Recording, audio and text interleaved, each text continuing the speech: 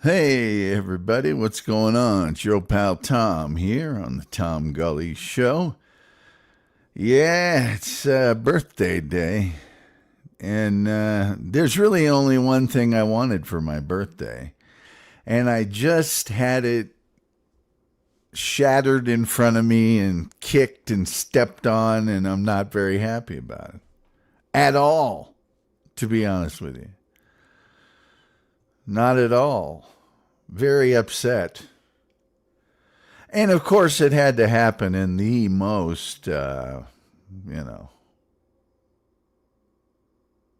torturous, awful, completely terrible way. Let me see here. I got a banner I should put up. Let's put this one up. This one will be nice and yeah.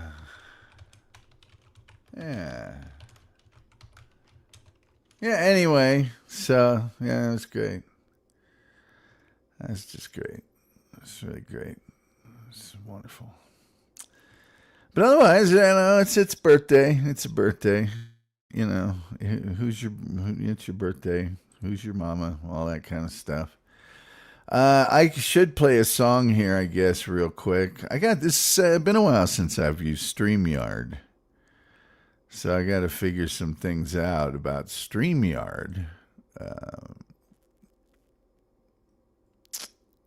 Well, daggone it! I'm trying to figure out how to get. Oh, there it is. Never mind. Yeah, so why don't I just play this song? I'm only going to play one. And then we'll get into the deal with the show and the thing that we do here. And it'll be a big happy... Oh, and, yeah, it's Ask Me Anything. You can ask me anything. That doesn't mean I'm going to answer it. But it's, you can ask me anything. Also, it's my birthday. So today would not be the day to be a wiseacre and show everybody how much of a D-bag you are. Because I'll just ban you. I don't have a lot of patience right now since Arsenal lost. And we're still the champions of England. And we lost in penalties. But to lose the way we did. The last guy gets up and he just... And he was our best player during the game. And he kicks it 72 miles over the top of the goal. All right, let me do this. Put you on stereo real quick, and then I'll play this song. Huh? Okay, Chachi. All right, here we go. I love this song, by the way.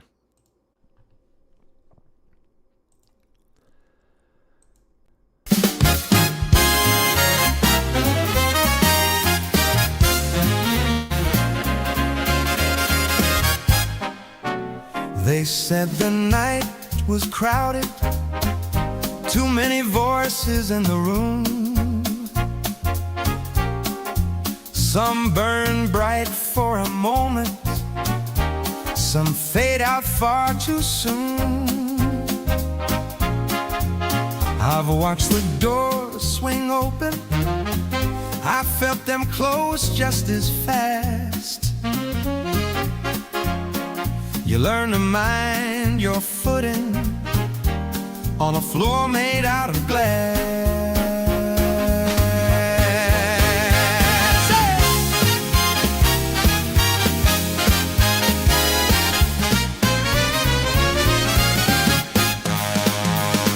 I've been counted out, I've been counted wrong. I've heard the doubts get loud and strong. When the lights go out and I play that song, I'm still on. I've had nights full of promise, I've had days that wouldn't end. Some chase the sound of thunder, some wait for trends to bend. I've seen the door swing wide open, I've seen them slam just as fast. You learn to move with some caution on a surface built to crash.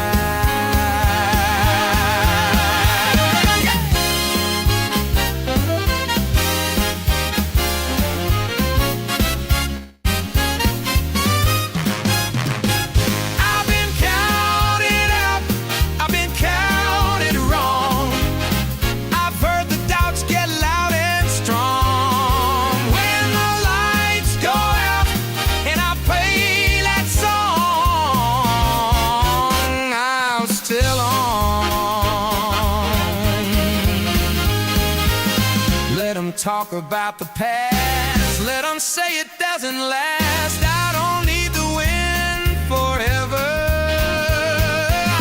I just need to run one more mile, one more ride is sold. I've been counting up, I've been counting wrong. I've heard the doubts get loud and strong.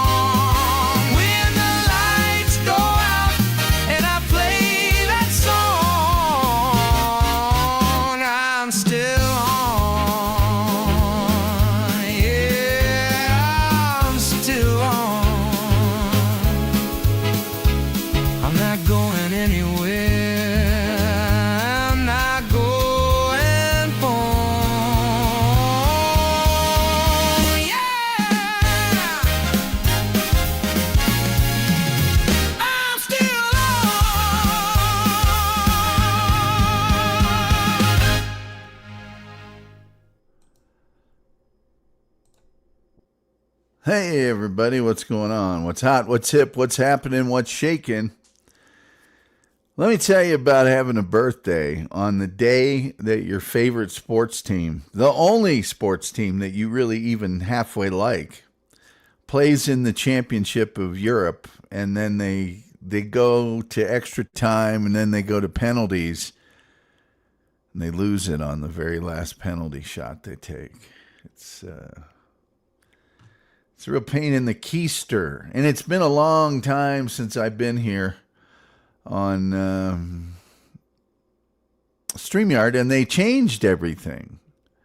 You know, they changed a lot of things on StreamYard. But anyway, what do I usually do after I was... oh, yeah, do me a favor. Like, share, subscribe, retweet, notification bell. All those absolutely free things that you can do. Don't cost you a penny. They help the show out a lot. And with the algorithm, the almighty, the all-powerful, the all-knowing algorithm. And then, what else?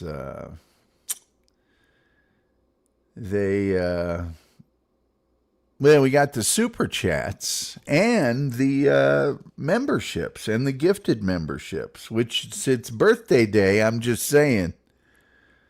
Oh, a little something for the effort. Also, we have the PayPal. If you go to our YouTube description, where you get the most, I get the most, and we cut out the middleman, and then you can go to the TomGulleyShow.com, and that's where all the merch is at. Do I have any merch here in my listo? I don't think I do. I bet you I do not. No, and no. No, but I do have Galumbo, and I know how much we all love. Remember Galumbo? Yeah. I remember how much we all... Damn it. Jesus, I hate StreamYard. Why wouldn't it go back to this, the thing I was using? Nah, it just goes to some random bullshit. Because it's StreamYard. Yeah, that's why. I remember, though, we all love Galumbo. Yeah, who doesn't love Galumbo? Let's put this back up. Okay. All right. Then what do I always talk about? Oh, I go through the chat. I guess I got some chat here. I'm not going to guarantee I'm going through all this chat. I've already seen some of it, and it sucks, some of it. But I'll go through this chat, and then I'll pin the link, maybe. Wait a minute. I got some of my own pictures and stuff that Let me see, slides and PDFs. Google Slides. Here we go. I've put together some of my own. See, I didn't get very set up here because I literally came over here into the studio after watching. I didn't listen to any of the commiserating or the recounting of what had happened or any of that nonsense. I just went straight into the. And by the way, the guy that missed the penalty, I'm not even mad at him because we gave up a penalty because some dumbass apparently forgot it was the Championship of England and just tackled a guy inside the penalty area. So, I mean, why on earth should I be mad at the guy that missed the penalty? Okay, let me see here. So when I finally get to there, well, I'll go through some slides later. Boy, won't that be exciting. Won't that be exciting.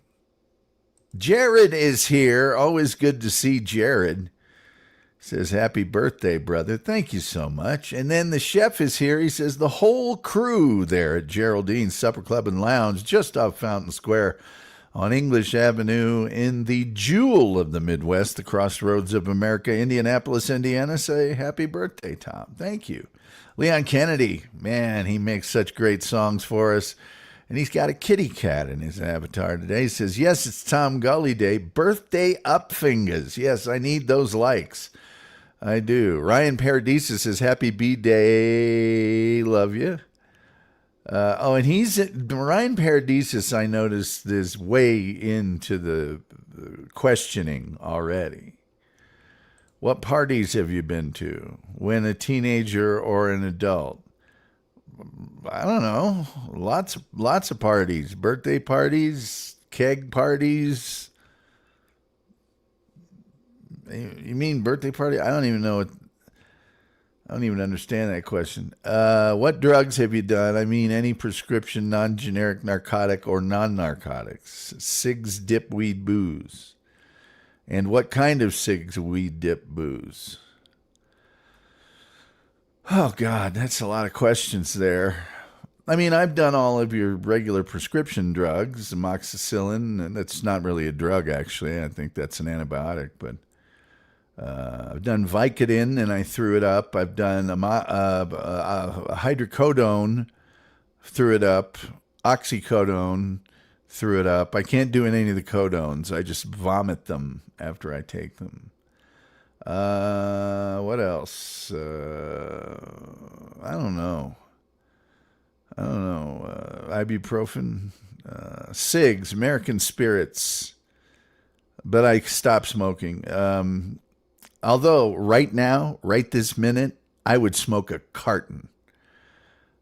Dip, every kind of dip. I did Hawken, Silver Creek, but mostly your United States smokeless tobacco. My first, and I probably would have done it for much longer, except it became difficult to find, which was Mild Happy Days, raspberry flavor. And then I moved on to Skoal. And then I got into Copenhagen, and then I went back to Skoal. Skoal Original Fine Cut. No weed. Well, a couple times in college, but I don't know what kind.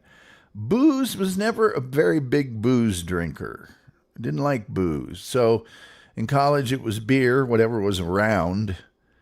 Very rarely would I do a shot. And then I didn't do anything for a long time. And then when I had drinks subsequent to that, they were always shots because I didn't see the point of drinking a whole beer for the amount of alcohol that's in a shot. So, and then my favorite of that is Redbreast single malt? Redbreast single pot distilled Irish whiskey. That's what it's called. First concert was The Police with special guest stars The Cars. R.C. King, whoever that is, I don't even know who it is. King in Yellow says, did Arsenal win? The answer to that question is no. They did not win. In fact, they lost. Yeah. Somebody's wondering if I got banned from a shoe store. I've never been banned from a shoe store. In fact, I'm a patron of shoe stores. Enjoying football in England is just suffering for everyone involved. Well, this match was in Budapest, so there's probably vampires involved. Jared says, we love you, Tom. Thank you, Jared. Rich Giraffe with giraffes and beers and thumbs up. Hey, part of the reason I'm not in a good mood, well, I'm in an okay mood, but I ate so much spinach artichoke hummus during that match. I'm about to bust. Happy birthday, Tom. Thank you. Let me tell you about European sports and why it ruined my birthday. It did. And you know what the thing of it is that I think it was 2015, Arsenal played in the FA Cup final on my birthday and they won. So I thought, never mind. Estella says, happy birthday. Thank you. Nick in Fort Wayne says, soccer is boring. Nick, it is so good to see you, Nick. Nick is a wonderful supporter, and I always enjoy seeing Nick. I do not think that Fort Wayne is boring, and I don't think soccer is boring. There was a soccer team in Fort Wayne, and I know I think DeMarcus Beasley is from Fort Wayne. He was a big United States national team player that played in some big teams overseas and stuff. But I'll tell you what, Nick in Fort Wayne, I would love to be having me some Fort Wayne's famous Coney Island Coney dogs right now. Oh boy, or to even go to Hall's. Or to Zesto. Oh, go to Zesto. Give me an ice cream. Ryan Paradisa says, so sup questions. What is a day in the life of Tom Gulley right now? And please, let's get that spelling correct. These days, it's pretty pastoral. I'm kind of retired. I don't do anything. Sometimes somebody will call me and ask me to voice a news story every now and again. It seems to go in waves. I think the way they're doing it is if somebody's on vacation, they have me do 4 or 5 stories a day for a week, and then I don't hear from them for a couple weeks. But mostly, I get up, decide whether I'm going into town to this little tiny town of about 500 people that I live nearby, and go to the grocery store, or if I'm going to order off Amazon, and then I do a little stuff from research for my show, and I watch a ton of YouTube and movies and old TV shows. And that's what I do. There's my day right there. By the way, I'd like to throw out a big happy birthday to a friend of the show, the lovely and talented, yes, Ruta Lee. Ruta Lee, her birthday is also today.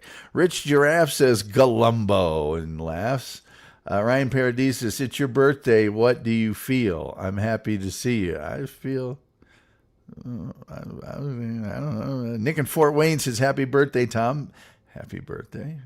One of my nephews was working for Sweetwater, and now I think he's working for,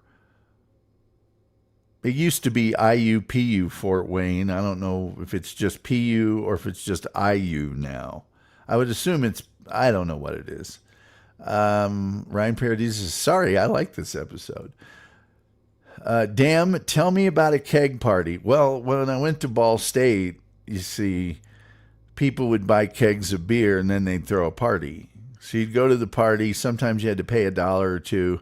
And then you just went up to the keg and poured yourself a beer out of the tap, which was usually a big hose with a little spigot on the end of it. And actually, the very first soccer match that we had at home, somebody asked me as I was leaving, are you going to the party? I said, no, there was a party. And I went to that party.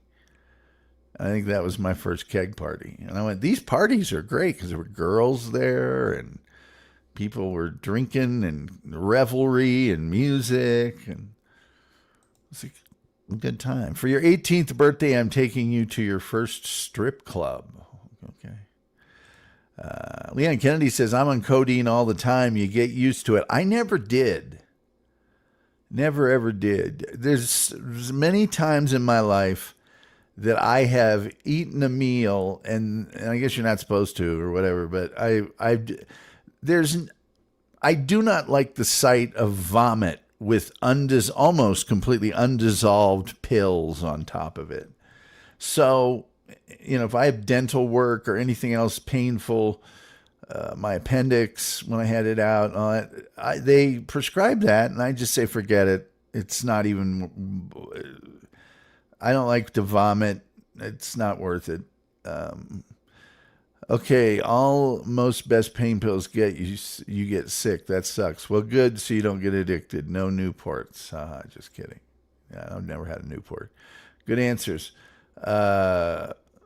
Skull, I never dip.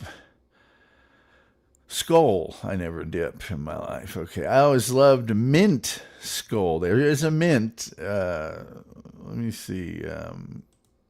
Tom, your answers to your questions, great. So thorough and well-spoken. Seriously, damn. Redbreast is a great, great whiskey, by the way. It is really good. Expensive, but so good. And I like to have some around the house because I don't drink. The last time I drank, I think, was New Year's Eve 2020. And I drank Redbreast single pot distilled Irish whiskey. And it's nice to have some around the house. Like if you come in on a cold day, you just do one shot of it and off you go to bed. Oh, it's great. The chef says, why don't you like soup? Well, now, first of all, we have to define. There are a handful of soups that I like. I like tomato bisque. I like beer cheese. I like French onion. I don't like any other kind of soup. I mean, maybe there's one other one. But it's just, you're just drinking food. It's a bunch of stuff I would normally like, except somebody put it in water and boiled it. I don't like soup. I like substantial, hearty food. I don't think that makes me a bad person. Jeremy Schillinger, thank you so much for the $2, Jeremy. That's the first gift I've gotten for my birthday. But I haven't been to my mailbox.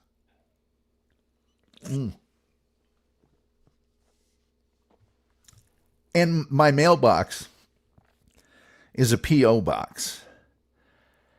The place I live is so remote, nobody gets mail delivery. It's too remote.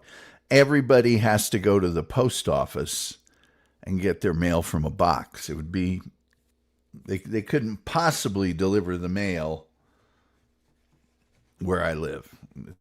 It'd take them 2 days to drive everywhere just to. Anyway, so I haven't been by mailbox. What is my opinion on Mr. Floyd from Minnesota? I don't think anybody in that diatribe did anything correctly. I think everybody was wrong. That's what I think. Nick in Fort Wayne says, what's your thoughts on Asian women?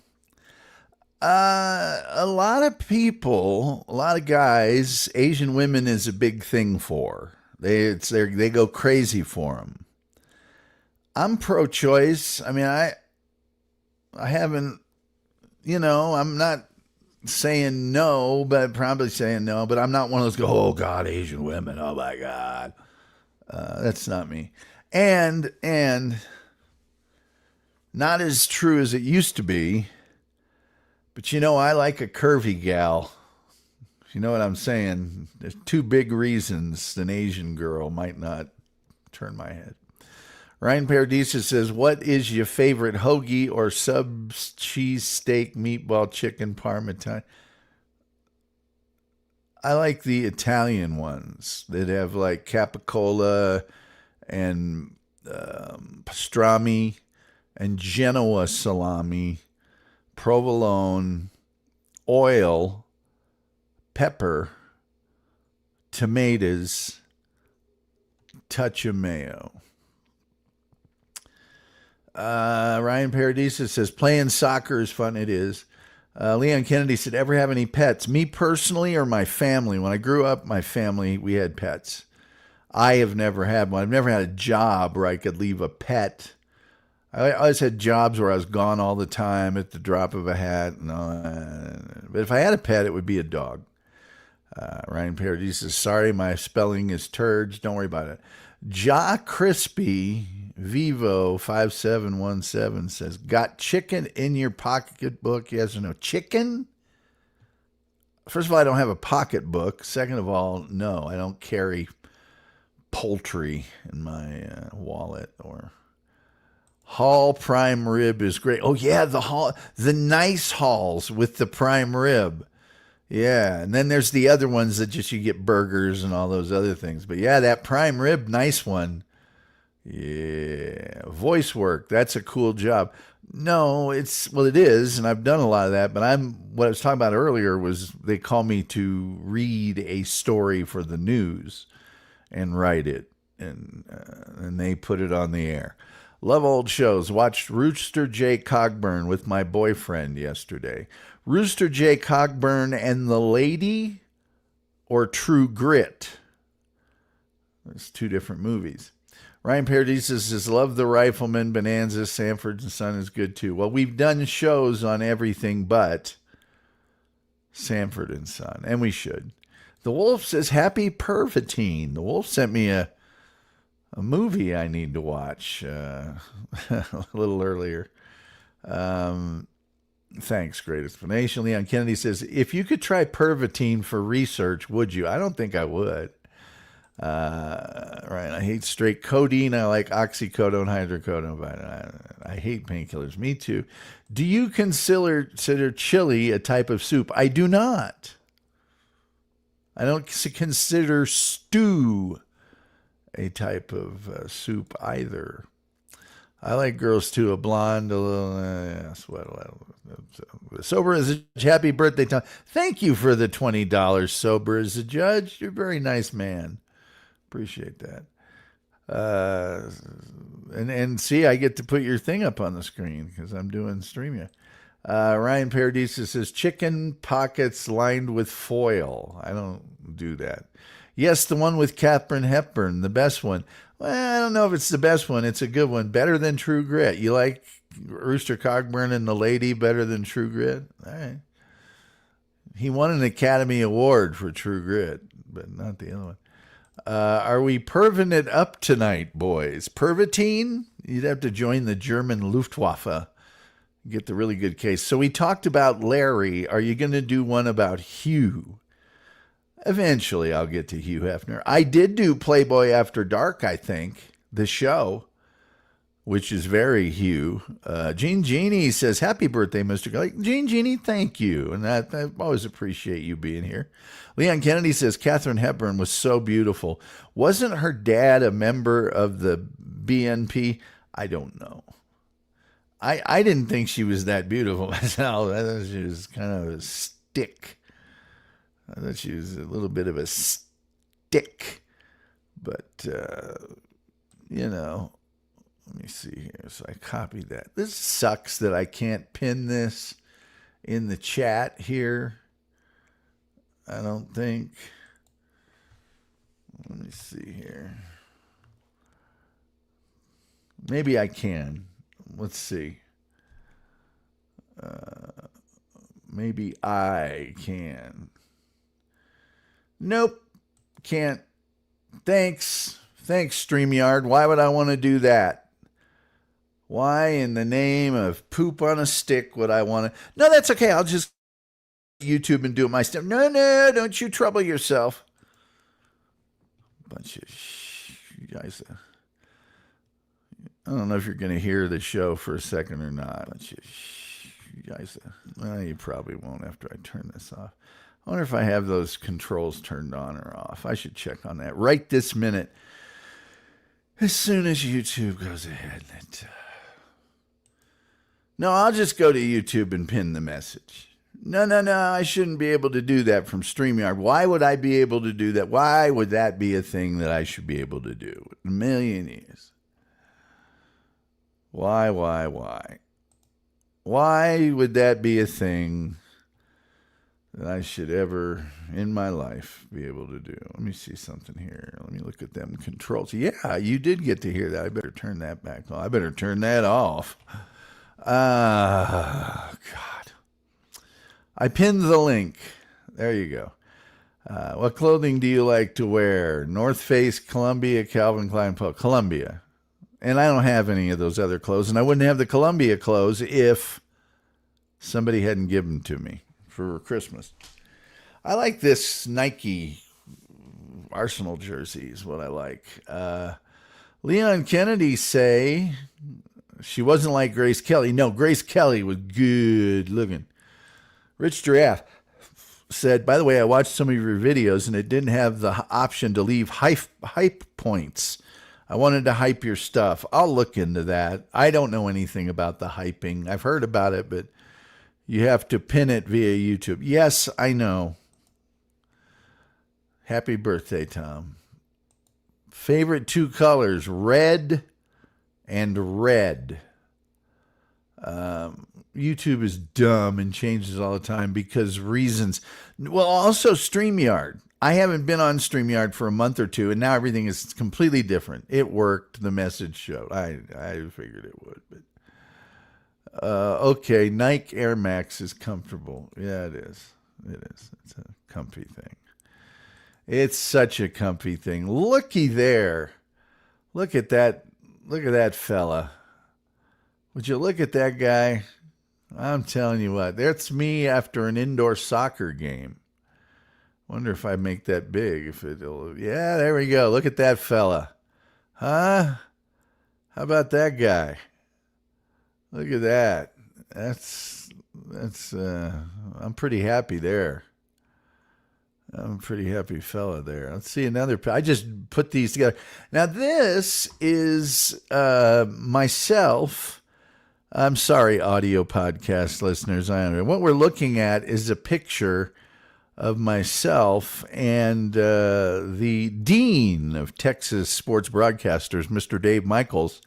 And we are in the press box out at the Gabe Nesbitt Field, broadcasting Continental League Baseball. And I had some hunyuck yesterday on YouTube telling me, because there's this basketball referee that I'm sort of follow. I don't follow him on Facebook. He just pops up on my feed. And he's kind of a wigger. And he's always, hey, listen, baby, I'm hungry. I'm tired. Listen, I ain't putting up with that. I'm hungry. I'm tired. And I'm like, why? I've had a million referees in a million sports, including basketball, and they normally don't even talk to you, the good ones. They just call the game and go home. But this guy, I'm hungry, I'm tired.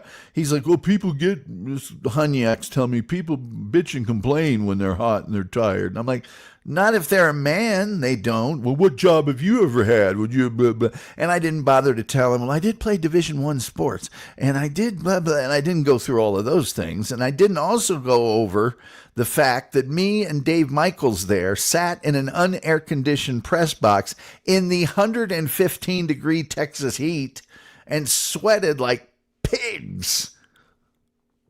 And that's just one thing. You know?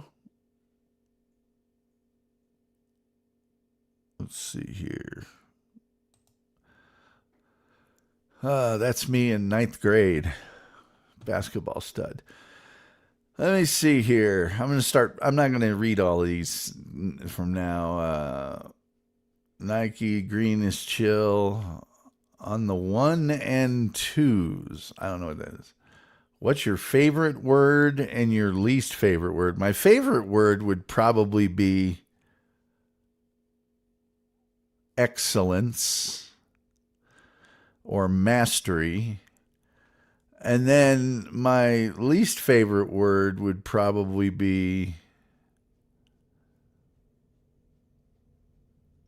I got too many least favorite words probably to mention. What's your opinion on using the hard R, seeing as you just did? Well, actually, no, I didn't. I said wigger. I said wigger. All right, we got somebody coming in here. What's up, Tom? Oh, it's Jesse from Hot Awful with the Happy different... birthday here. And he's been here less than 5 seconds and already interrupted me. I had to do my bit. What's your bit? It was happy to birthday here. You could have just, that could have waited. Nah, needed to come out. Yeah, it really could have. Well, thanks. I'm sorry. What were you about to say? That's why do you care now? It's too late to be polite. I got to be honest. It felt like there was a natural break happening in the conversation when I jumped in. It wasn't even a conversation yet. I just started. I was in the middle of welcoming you. It felt like there was a pause. Maybe you don't hear it right now, but your speech is a little slow, and so it seemed like you were stopping. Same speed as always. That's not true. Sometimes you're real quick and lively. Very true. It's very true. Well, that's the exception that proves the rule. Oh, okay. Well, I keep a mental image of you as when you're at your absolute most lively and joyous. Yeah. Okay. Jesus, what's wrong? I just tuned in, by the way. Nothing. Oh. Well, thanks. Well, I'm just telling you that because I don't know if maybe something happened right before I came on. I always love to hear that from a guest. Well, that's one of the very best things to hear from a guest is after you've been on for 42 minutes. Hey, by the way, I just tuned in. Well, I'm going to run it back. What do you mean you're going to run it back? I'm going to run it back and watch from the beginning. I was indisposed. Yeah, what were you doing? Do you really want me to say this on air? No, not that you said that. Have you ever spoken to the wolf? Yeah, we were on at the same time on your show once. Oh, well, guess what? We're on again. It's the wolf, and he's all your technology's working today, and he's got Ball State and a Tom Gulley Show T-shirt. Damn, man, looking good in it too. Yes, and you showed up without any Tom Gulley things. I'm on the run right now. On the run, meaning the police are after you? Yeah, I'm on the lam. Why? I heard that's the best way to get away from the police, so I had to go to a petting zoo and get a lamb with a small lamb saddle. I got to be honest, this thing cannot move very well with me sitting on top of it. Yeah, is it bad at moving with you on it? Yes. I didn't know how to answer that. Wolf has known me longer than you've been alive, buddy. That's not possible. I'm ageless. It is. I'm an eternal being. Yeah, and unless somebody asks you and it's in your advantage to say you're young, then you say you're actual young. Well, I'm youthful. I've got a youthful sort of exuberance about me. Yeah, well, he's known me longer than you've been alive. I have a youthful porpoise. Yeah. How old a fella are you now, Tom? I'm old. The wolf, can I ask? Well, you're a gentleman of a certain age. Where are you in your journey? Getting ready to file for Social Security. Okay. Nice. Yeah. See, Tom, when you get old enough, you'll know what age that is. 64. No. Okay. Well, you can file. Well, he said getting ready. Yeah, he's actually right, but say it again. Mine God. is different. I have two options. Oh, see, his is different. pump that into my veins directly. He was right against Tom Gulley. He said because he's got two options and his is different. The truth of the matter is 67. And you can file. You can when you're 62. Okay. If you want. Well, the age to file is 60. Is that when you filed? Who, Tom? me? Yeah. I haven't filed yet. Oh, okay. But what are you? You're 62 now? 63? Something like that. Well, it's your birthday show. You can't share with me your age. No. I need to know how many candles to light. Yeah, like we're lighting candles. We're at the stage where you just buy the big 2 numbers, the number-shaped candles. I'm at the stage where there's no cake. There's no cake here. Yeah, you're not going to enjoy yourself a little cake. Go out, maybe head to Walmart, make them write something on there for you. Oh, sure. Let me just jump in the car and drive the 2 hours over the mountain to get to the Walmart. Well, you got nothing better to do. Yeah, I do. What? Plenty of better things to do. I bought a bunch of stuff here. I'm making food and whatnot. Oh, hell yeah. What are you making? And, I smoked some pork. I'm making pulled pork a little bit later. Some pulled pork sandwich. I made some potato salad. That sounds nice. Some potato salad, and I had pulled pork yesterday. Yeah. So I guess I celebrated your birthday a day early. Yeah. I blew out the candles over the pulled pork yesterday. Yeah. So what are you, 63? You just won't let that go, will you? What's the big issue? Again, I want to know, how do I need a fire extinguisher to put these candles out? Yeah, you're not going to see, but you're not going to do any candles. I would love to put some candles out for you. You're saying that, but you're not going to do that. I want there to be so many candles it looks like a roadside memorial for a popular teen. Oh boy, I love it when I see those. Of course. I love it when I see that. Hey, a dumb one died. What awesome. happens? What if they were just hit by a drunk driver? Shouldn't have been there. You know what? That's true. It was past curfew, and who's going to clean that mess up? Exactly. Hey, I almost had a happy birthday when I learned that Ice Dancer left Mersh, and she did it by being a 2-bit chippy that was stepping out on him too. Oh, that's even better. It's even worse than because it turns out she was planning that for 7 months. I know. Yeah, and it turns out because I was watching a show and they mentioned that one Jesse P.S., that's you, had been mentoring her throughout that entire process. Yeah, I like to think of myself as a mentor to the youth and to the chippy of the world. Yes, she is a chippy. Now, did you actually sort of whisper in her ear while she was doing all that? And if so, that would have also been during the time that you played the live rap video of her where she rapped very proudly that she just loves rapping about cum. Yeah. And that she proudly rapped, I got so many bullets, must be why my vayaya tastes like lead. Right. And that's why now they say Mersh dodged a bullet. Yeah,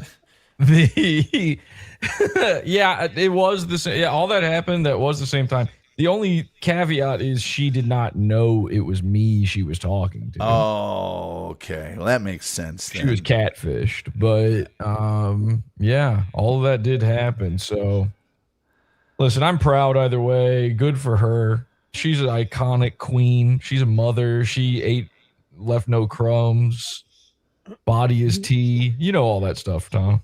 You catfished a catfish? I catfished succubus. which has never been attempted before, I believe, actually. But Well, just a A little woman Gen of Z art hoe. extreme quality. well, the wolf doesn't know the backstory of this guy named Mersh, who, Wolf, I'll just tell you right now, you would hate his guts. And Jesse has Is he done a cuck things. or a simp? He's both. And Jesse has had things done to this individual, or at least maybe his minions have, like, I don't know, 2 tons of sacrete left in his driveway. Just had 2 tons of sacrete just dropped off in the driveway. And anvils. Well, I was going to get to the anvils, much like Bugs Bunny or something. He had, I don't know, 5 or 6 200-pound anvils delivered, and just the delivery guy doesn't put them all on the front porch, so there's like a trail of anvils leading up to his door. I can't tell you the rest. Wile E. Coyote to his Roadrunner, except I'm successful. I haven't fallen off any cliffs. Well, that was very helpful. Yes. Well, I was trying to help him get a job, but it didn't work. He probably made his own patio with that. Oh yeah, he's real handy. Started his own metal shop.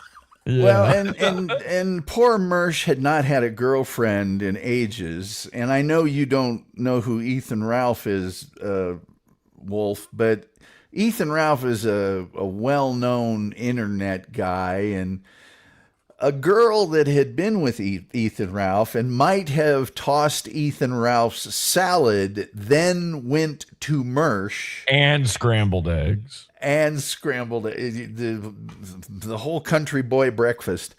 And then, so Mersh for months was like, yeah, my girl. And, he's the stud of the world now because he's got this girl. Well, as Jesse just mentioned, for 7 months, that girl was planning on going to another guy. And she just recently did that. And that makes me very happy. How about that hypergamy? Yes. Yeah, he's are you familiar with cuckoldry, the wolf? Yeah, that's what I said. Is he a cuck or a simp? Oh, I'm sorry, I missed that. Yeah, he's both, and as Tom said, and he is actually, it's worse than that. You've heard of being a cuck. May I present to you being a pentacuck, which is where you get cucked 5 times within the span of 6.5 months. Oh, that really is special.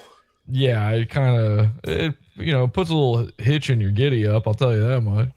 Yes. And I heard about that, because I was watching. Might have been Who Are These Podcasts, and they mentioned you by name, Jesse. They did? They talked about me on that show? They just mentioned that you were involved in the whole. Wow. They did say Jesse P.S. was involved, or Pot Awful was involved, and that's crazy. They've avoided me at all costs. They mentioned it when they were talking about Ice Dancer leaving Mersh. Wow. Yeah, this is big news in the old man on the internet universe. So the Dabbleverse, yes. Yeah. This is, these are, people used to have soap operas. These are my stories now, the wolf. It's a guy just getting cucked over and over again. Well, that's like a thrill to most of those guys, just that somebody's had a girlfriend, but I can't call them incels. At least I'm calling them cells. The thing is, they could be vol cells, but they're cells of some kind. The thing of it is that there are now people, and this wasn't true 6 months ago, or maybe even 3 months ago. There are people that I like and respect that have gone so hip deep into the Dabbleverse. It's like there's no veneer anymore. They're just pandering as hard as they can to the Dabbleverse. And Stuttering John has left again. So you can see them all sort of grooming who is going to be the new Stuttering John, because who's the new sacrifice? they need the money. That's got to be the only reason you would do that, but I can't. Are you talking about that drunk guy again? Yeah, Oh, exactly. good Lord. Yeah. He's gone now. So Where did he go? I don't know. I don't care. But a couple of people that I really enjoy and find entertaining, and if that had stayed away, man, they are into it. And the only excuse I can give them is that, unlike most of the Dabbleverse, those guys actually know him and have a legitimate personal beef with him. You know, Sure. that's, I guess, at least an excuse, but it's really not. You should just not pay attention to him. Tom, I'll give you, for your birthday, I'll give you an exclusive on your show here, the Tom Gulley Show. You know, you might be aware, for some time it's been my desire to destroy the Dabbleverse, to kill it off once and for all. Yes, and for some time I've resented you for not having done that. And you know, I've come very close many times. Like it's teetered. I mean, the very fact that there is no Stuttering John anymore, you know, these are all machinations where you knock over that first domino and eventually the rest fall. Yeah. And I've finally figured out why, when dancing along the edge of the precipice of destruction, I've never managed to fully pull the trigger. Okay. Why? And the reason is nature is a whore on vacuums, or whatever the phrase is. And what ends up happening is that, did I say that wrong? I've never heard that. You just Something made about that nature. up. Nature sucks or something. I think they're trying to say. I don't know what it means, but it's like you they're just went, they're sucking and doing this stuff with the vacuum or something. I don't know. I'm not I'm not Shakespeare over here. What do they say? I have your gizzard in the heavenly hell. No, they never say Something that. like Anyway, that. so nature sucks. What's good for the goose is good for gandering. Yeah. So, anyway, the point is, when something like that happens, when, you know, it's a whole community of people, they're going to, like you're saying, they're going to pull together and try to find the next guy. Yeah. So what has to be done is you have to replace it. You can't just destroy. You have to replace. You have to Indiana Jones it, where you're, you know, sneaking in the weighted bag in place of the idol and get it just right, or else didn't work though. Well, he didn't get it just right. He didn't weigh it properly. Okay. He sat there figuring it out, and he didn't, you know, the man's a professor. You'd think he'd figure the, but anyway. But he's a fast runner, so it worked out. Well, if he spent a little more time in the classroom and a little less time adventuring, maybe he would have, you know, messed with a scale once in a while. So anyway, the point is, if I can get it just right and sneak in and replace it, I think it can be done. And there's no more Dabbleverse. So I'm announcing this here on your program. My new thing coming up that I'll be doing is I will be bootstrapping the Gooniverse. Oh, yeah. We will be that. replacing we'll replace the Dabbleverse, the Sector, all of these terrible things with the Gooniverse. You're in, Tom. You're in. You're involved. Yeah, you're in. You're part of it. How can I be? Why am I part of it? Because you're a part of the Gooniverse. Well, the you Gooniverse. say that, but that doesn't mean how. Here's how. It's going to be me talking about this stuff. It's going to be you talking about it. It's going to be. I don't want to talk about it. Oh, you're talking about. Trust me. I'm announcing it on your show. You're part of this. It's going to be. I don't know who's one of those guys you like. What do you mean, the guys that I like? You know, an internet guy who talks on the internet. Well, I like. There's not a lot of them that I listen to anymore. All the people that I listen to do shows like Pilot Debrief, and it's going to be Rumpled Trenchcoat. It's going to be the Wolf. I got It's you. going to be Oh, all the people that I know, right? It's going to be Yeah.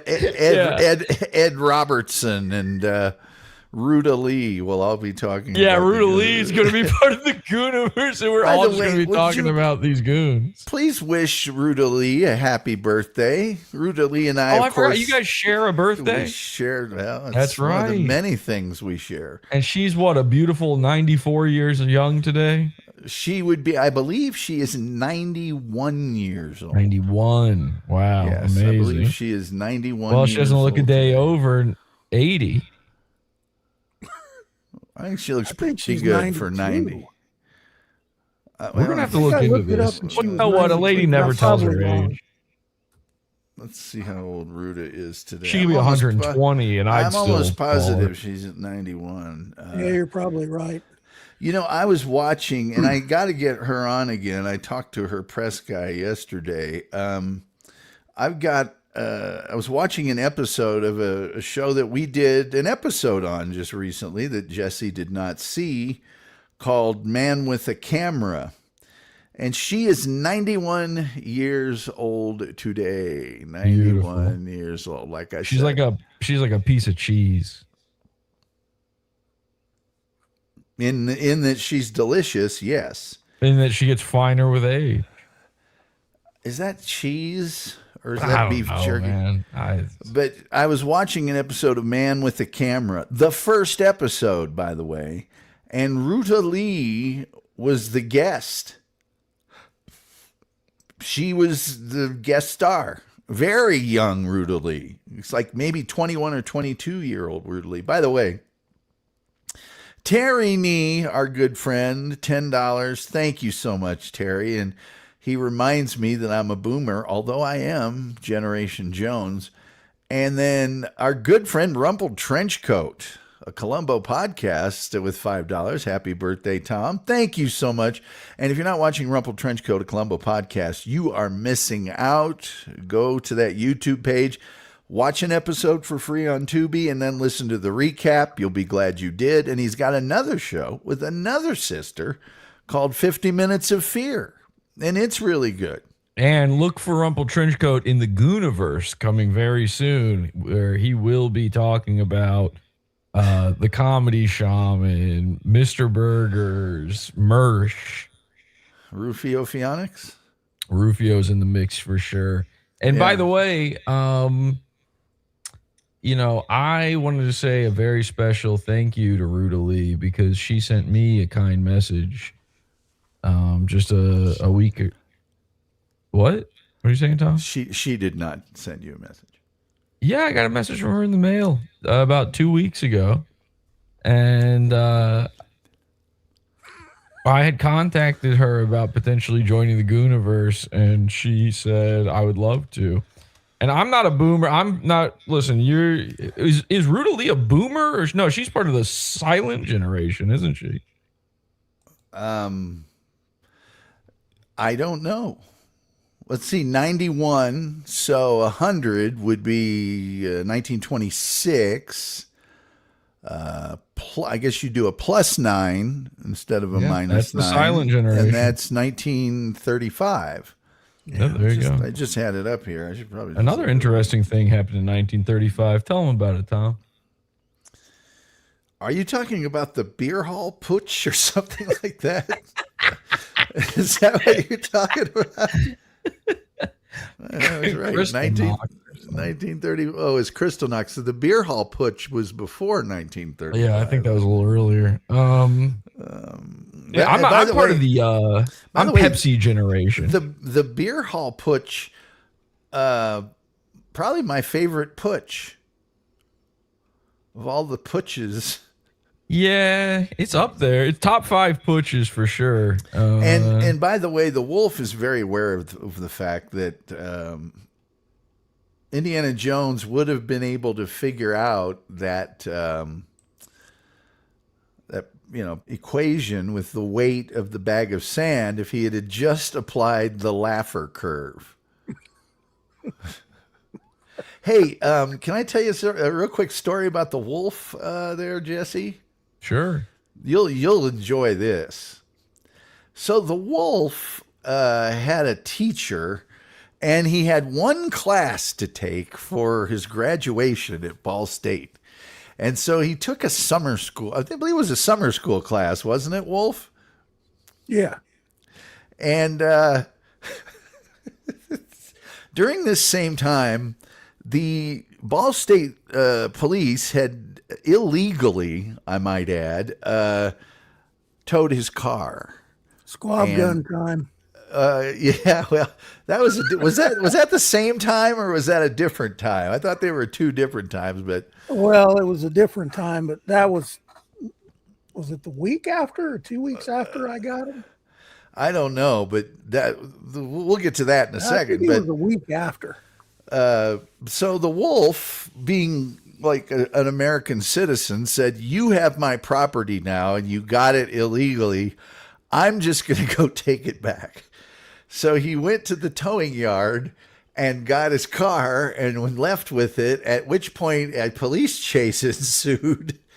And at some point in time or another, the car ended up crashing into a house, and it turned out to be the house of the professor that Nice. was teaching the class. You're like a guided missile. Yeah, yeah. And then what he's talking about is a week later, he and I went out, and he had a very high-powered pump gun called the squab gun, and we just sat across the street and shot windows out of cars for a couple Wow. hours one night to get even. And then later on, the wolf moved into an apartment above this really great pizza place that had the Gutbuster, which is the world's greatest pizza slice ever in history. And that place burned down, and so did all of Wolf's stuff. That was before the Yeah. The police chase. and actually my clothes were basically destroyed. Well, yes, the wolf came Is that to why the, you have to wear the Tom Gulley shirt now? Yes, because many decades ago, all of my clothes got ruined by smoke and water. from the fire and then being he put out. and he I found out that everything had burned down when he came to the door at the dorm and smacked his shoulder, and a giant cloud of smoke came into the air out of his jacket, and he told us everything had burned down. But those are just some of the wolf the wolf stories are many. You two rapscallions were little hellions, huh? kind of Little shenanigans. troublemakers. Oh yes, the wolf threw a frickin' Coke machine out of a window one time. Was it a Coke machine that landed on the dorm director's car and they wouldn't believe you? No, that was you talking about the 100-pound pumpkin? Oh, my Well, there was a couple of things. The wolf would do all these things, and then he would just tell them that he did them, but he was such a jokester they would never believe him. Well, He was like, "I did it. No, I did that. I'm the one that actually did that." here's the whole thing that goes behind my whenever you're in a bad situation, you have to do everything in your power to make it even worse. The whole idea is that you're Mr. Goody Two Shoes. So like I organized all this stuff for the dorm. I got them weights. I organized the weight room, whatever stuff I could do. And it was always that way through my entire school life. I was the guy that put the flag up and took it down because in junior high, we didn't have a light for it. I was the crossing guard for little kids. Meanwhile, I was helping college students see a lot better out of their windshields and started a fad of throwing cheeseburgers out of car windows. Ooh. And freezing shoes. And I had a then- similar experience, actually, with that one. well, the wolf also rented an elementary school. How- Yeah. Sandy Hook. No. No, Oh, okay. I decided to have a party, and so I got all the guys on the floor to give blood because plasma was, I think it was $11 a pop. Yeah. And Something like so, that. we all gave plasma twice because you could give it twice. You could give it every other week. We saved the money. We bought $100 pig. And then I figured, okay, I don't want to get this party busted because they'd started to crack down on parties then, big parties like Greenbrier. And so I saw I forget which grade school gym that was, but I thought, I wonder what would happen if I asked these guys if I could use their gym. Because on the weekend, they weren't having any games or anything. It was, it was like a junior high or elementary school. Right. So I went into the office to the principal and I said, hey, what do you guys do with that gym on the weekends? And he said, nothing. And I said, would you rent that gym to me for $50? And he said, yes. And I told him, look, here's the deal. You won't even know we were there. So like after the party, I stripped the wax off the gym floor and put 5 coats of wax on it. And it looked better than when I got there. But I rented the gym. We paid the band $300. And I ended up going through 6 kegs from 5 p.m. to 6 a.m. And it kind of became legendary for a while, for a few years. Well, there were thousands of people there. I mean, it was. I charged $2. I charged $2 a head. Did the safety thing. No, give us your keys. We'll decide if you're able to drive or not. And if you're not, we'll take you home. So I had all that stuff in line. We ended up, and as always, I made a profit of $765 that we split amongst everybody. Man, and you only rented the place for $50. Yep. Yeah. Well, this was 1982 or something. Yeah, so that's like about 2.5 million at this point. Yeah. Well, the Wolf also had what is it? You were trying to get from Greencastle to Bloomington, which is about a 40 or 50 mile drive, and you accidentally drove to Cleveland or something. Oh, okay. I was going to visit the chief from Ball State, so I got on the 44 going the wrong way. Sure. And ended up at the border of Ohio and Indiana. And I realized then, well, I'm already here, so I wonder what's going on in Ohio. So I crossed the border, go into Cincinnati, visit a couple of bars on the way to the stadium, visit the stadium, and then drive back to Chiefs. So it was probably a 2.5-hour drive. It took me 13 hours. I drove all over the city of Cincinnati. Yeah. Which is, by the way, a very pretty city. And no one ever accused otherwise. WKRP and everything, The chief said, Warfield, where have you been? We called the police. We called the fire department. I said, I just went to Cincinnati, which is why Dobe calls me the great adventurer. Yes, well, it's the Gooniverse. I bet you a bunch of those Dabbleburst people would jump on board that if they had a whole. Well, that's the idea. They will, and then they will be ejected into space by the end of it. That's if open they up had the airlock and send them back in. Well, see, they think John Melendez is, and some of the characters in this Dabbleverse are crazy, wacky, off the wall, all this stuff. If they see your goons, they'll realize what they've been watching is really pretty boring and tame. and then off you go, you know.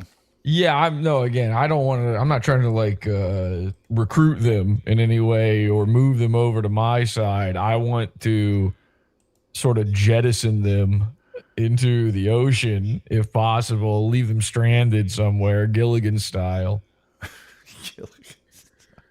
Now, Rumpel, Coat, when you say I've got my helmet, do you mean put a helmet on that soldier? It's time for him to see action? Somebody's asking me what my favorite job and what my least favorite job was. Great question. Well, my favorite job was probably indoor soccer goalkeeper. Didn't last as long as I'd like. Maybe it was being on the radio. I don't know. My least favorite job was Peep show attendant. No, I had a Oh, you like that job. one? I had a Talking to you, Ron job. Craig. Talking to Yvonne Craig.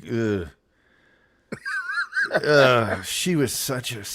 Oh God, I don't think I've ever really done the whole thing of what an absolute.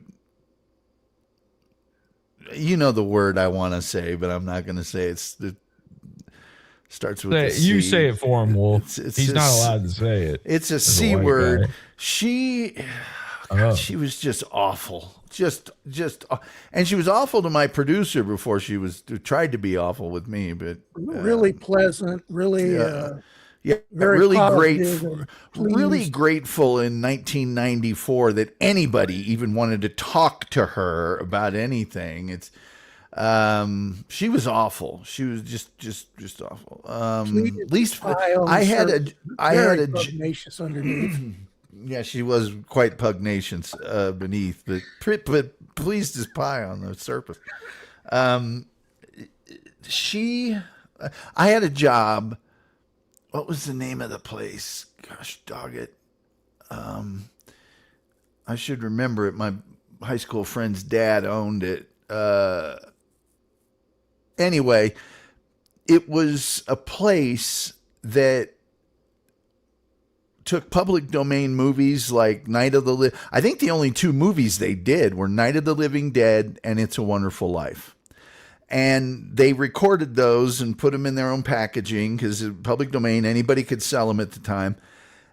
But they really cut the cost down by making their own VHS cassette tapes. And I was the guy that took the big pancake of magnetic tape. You put it on the side of this machine, and this machine was computerized. There were 5 of them in this room that had no dust in it. I had to wear like surgical gear and a hat and gloves and those footies and everything. And there was a big vacuum line at the top of this booth that I was in. And these tapes, these empty tapes, I had to put them in this big rack, and they'd come out once in a while, one at a time. And this machine had these vacuums on it, would suck the leader tape out, cut it, splice the magnetic tape, wind the exact amount for that movie, and then I'd send them off to be recorded. And I hated that job. It was awful. It was a terrible job. It was hot, and it was repetitive, and you had to keep those things filled all the time. Nick from Fort Wayne says, thoughts on Shuley grifting his audience to fund a frivolous lawsuit against Stuttering John. I've got, and Nick from Fort Wayne is also a new member. Do you know about this, Jesse? No. Okay, so I don't know, Nick, whether Shuley is now suing John, but I know that John sued him. And I have thoughts on that. If you know a guy that's not so bright, and he has sued Sharon Stone and he has sued Howard Stern, and you do 3 hours, 4 hours a day, every day about him for 3 years, I'm not saying I agree with him suing you. I'm just saying you're stupid if you don't think he's eventually going to sue you. It's like the kid in school. It's like, I can't believe he cut me in the face with his protractor. Dude, you sat behind him in math all year long and poked him in the neck with your pencil. Eventually, even the little retarded kid is going to do something. And that's what I think about that. If Shuley is suing him back, why are you mad? I mean, you said him suing you was the worst thing in the world and you shouldn't do it and everything else. Then why are you doing it? You know, all this suing people, you're not going to win the lawsuits. Nobody is. Why are you wasting the money and the time? What are you going to win? What are you going to win? The real reason they do it is because it shuts them up for a little bit. That's the real goal. They have to be quiet for a little while. You drag it on as long as you can. I guess it didn't seem like Shuley was quiet. As a matter of fact, they stepped up talking about him because I think the only thing they couldn't do at that point was use clips of him or something. I don't know. I don't care. I've been in a position where people have done things I know are illegal, but I wouldn't want money from that. I would want it criminally done something about. That's what stops people is when they have a criminal charge.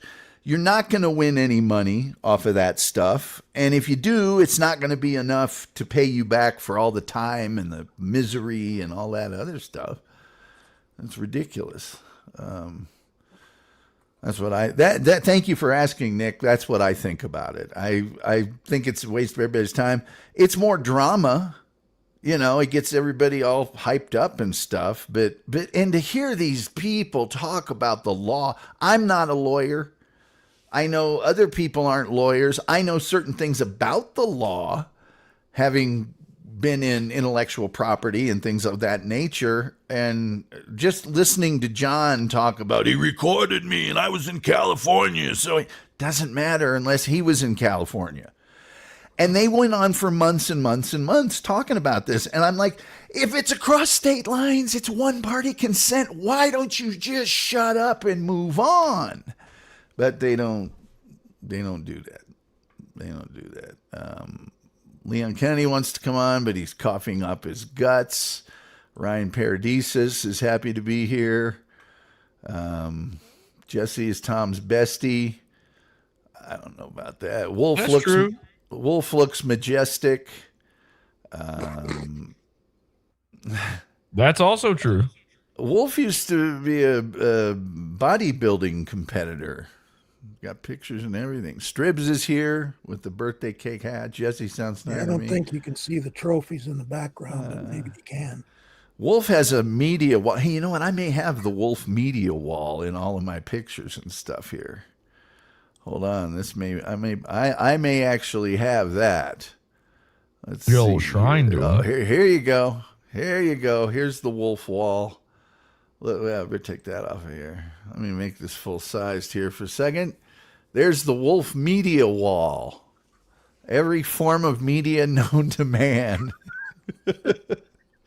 And up until a certain year. Well, how many VHS tapes do you have, Wolf? I forget. It's a lot. Thousands. Yeah, it's a whole bunch. That's cool. Tim Jenkins says, quite rightfully says, with the altitude, Tom can't blow out all those candles. My body is still getting used to the altitude here, man. I went for a run the other day. I had to stop in the middle of it. Somebody in here, like Darth Vader. Oh, I've been thinking this for a while. You should get a hyperbaric chamber. Sleep in it. There was someone named Thunder Farts here earlier, and I think it was that Sam V. Oh, it was, yeah. He was just saying stuff about you, and so I got rid of him. I don't like him. Hello, Stella. You know the reason? Oh, Dave Hodge, it was here. Doggone it. I hope he's still here. I love Dave Hodge. Chad Zumach going to Murch's house was hilarious. Jesse was behind that too, as a matter of fact. The reason that I don't like Sam V is when he makes fun of me, he just says stuff about you. Yeah. When I'm in a show or something, he comes in and just says some stuff about you. Happy birthday, says Zalipa, one of our very, very, very, very most devoted viewers. Oh, yes. I also, Jesse, would like to congratulate you on your generational run. Victory. Am I talking about Bob Levy? Thank you. Bob Levy has gone over to the Dabbleverse like you can't imagine, and so has Pat Dixon. And I like both of those. Bob Levy had Mersh on fairly recently. I think it was actually the day before Mersh found out he was being cucked. I 5 don't times know for 7 months. Why do they indulge him? And here's the other thing. I told them all, stay away from that guy. He's a loser. He's go watch the documentaries that've been done about him. He is, and they all, laughed. And then when I started to play, and then when he started trashing the Dabbleverse, they were like, "Oh, I can't believe it." And it's like, you got to look. I may not be very good for anything in this world, but I can call out a loser from the jump. You're good at it for a few things. Well, but even in your Discord, I have spotted people right off that are, the way they are. Well, Levy's got a bit of an excuse because he knew Mersh previously. Yes. He did, officiate Mersh's wedding. His satanic wedding. And his satanic wedding. And he also, but he's gone so deep into it now. It's not just Mersh. But trust me, everything is Dabbleverse. And you're never going to hear me say a bad word about Bob Levy. I love Bob Levy, but it's just, you're so much more entertaining than the Dabbleverse. Let's see. Happy birthday, Tom. Thank you, Wanda. And I appreciate your lack of punctuation. Let me see here. Looks like the wolf is wearing a StreamYard cap. Oh, no, that is a Ball State University Cardinal cap. Thank you. It does look very similar to the StreamYard it actually logo there. And right now the StreamYard logo is very close to it. Yeah. So, yeah. Maybe we should get you a StreamYard hat. That'd look good on you. Dirk is here. Happy birthday, I wonder Tom. if Nick in Fort Wayne knows Brad. I doubt that Nick in Fort Wayne knows Brad. I wish then that would make my birthday if Brad would come on. Would that be weird? Tell us, yeah, I do know that guy. He came over and helped me with my financial planning. Brad Harriff?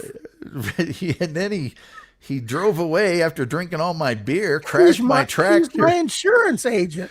He crashed my tractor and left the keys inside of it. Left his wallet in the seat. Left his wallet in the seat, so the police found him immediately. No turning back now. Let's see. Bob Levy, Metal Maiden Jess. I don't know who that is. Metal Maiden Vicky. Yeah, Metal Maiden Vicky. Terry Nee says it's his birthday too, even though his birthday was 2 weeks ago, making him 2 weeks older than me. Was that the first ever camera? I'm past the conversation. I can't remember. Floppy boomers are the best. I love boomers. That's a sexual thing he's talking about. There's that's me commenting on the Rudalee thing that you got in the mail. What? I think that's when I learned to ride a bike. Let's see. Oh, Ryan Peters D says, I like this black guy. So chill. Oh, thank you, man. Ryan, you seem like a good guy too. Ryan is not aware of your interactions with the thunderbolt of justice. The glory. This really super racist. What's the name of the publication? The Thunderbolt of Justice. The super racist. An intellectual publication from West Virginia, from the hills of West Virginia. Sounds cool. Thunderbolt of Justice sounds awesome. It was a fantastic publication. Yeah. And they got Kim on there. Brilliant in its nature. They got the wolf on their mailing list, and it would have articles with barbed wire with the outline of the article. No. The hanging rope was the outline. Yeah, well, it was all the way around the page nooses. Oh. Well, that takes a steady hand and a real eye for design to do something like that. So the editorials were just magnificent. Very descriptive in nature. Let's see. There's my nephew, and he has just gotten a new job. I think he's working in the world of academia now. A little context. Shuley is suing me because Stuttering John keeps striking Shuley's channel over 40 times, and there was no other way to get him to stop. But yeah, lawsuits and striking is kind of dumb. Look here. James from Ottawa, happy 75th birthday. Well, that, I guess, is a reason to strike him, is because he keeps doing it.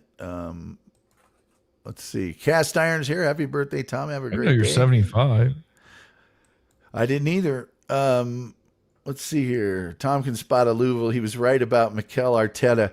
Hey, man. Hey, Tim, you got to know how gutted I am. I would have rather they lost in regulation because, we score after 5 minutes and I'm thinking, this is it. We're going to do it. And then dumbass Mosquera has to penalty, which was just stupid. Just let him go. Don't foul him from behind. Anyway, and then to lose it on the last penalty like that. And Gabrielle, of all people, it was awful. It was terrible. Infowar says, happy birthday, Tom, H2BH. Nathan says, happy birthday. Thank you, Nathan. Hey, Nathan, you see this desktop? Hold on just a second here. Nathan, do you see this desktop microphone stand I have? Remember when I was asking you about a new mic stand and everything else? Remember when you worked at the big place? Remember when I was asking you about that? Needed some help? Nephew? Well, don't worry. I figured it out on my own. Thanks. Appreciate it. I'm just kidding. What's up, Nate?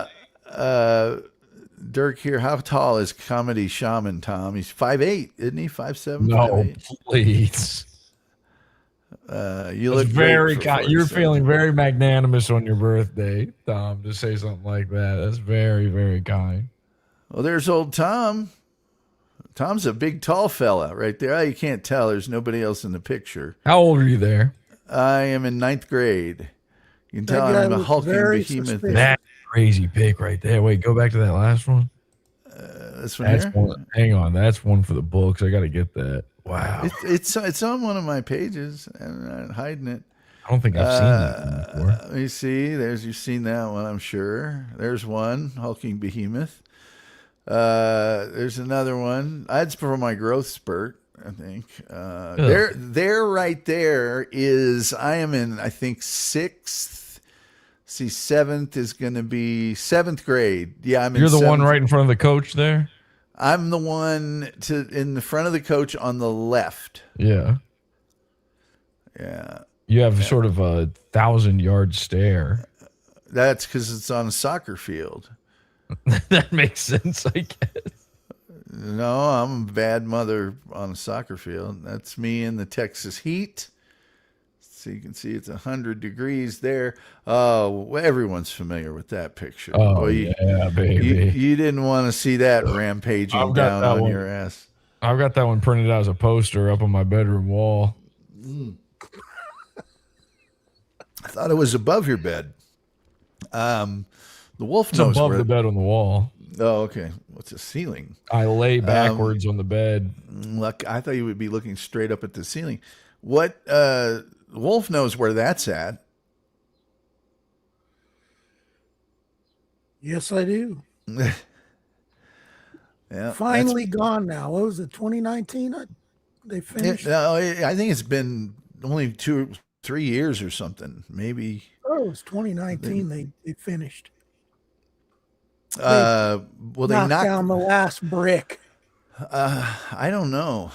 This would have been right there. Of course, I'm facing the goal, but just behind the goal is would have been the field sports building would have still been standing.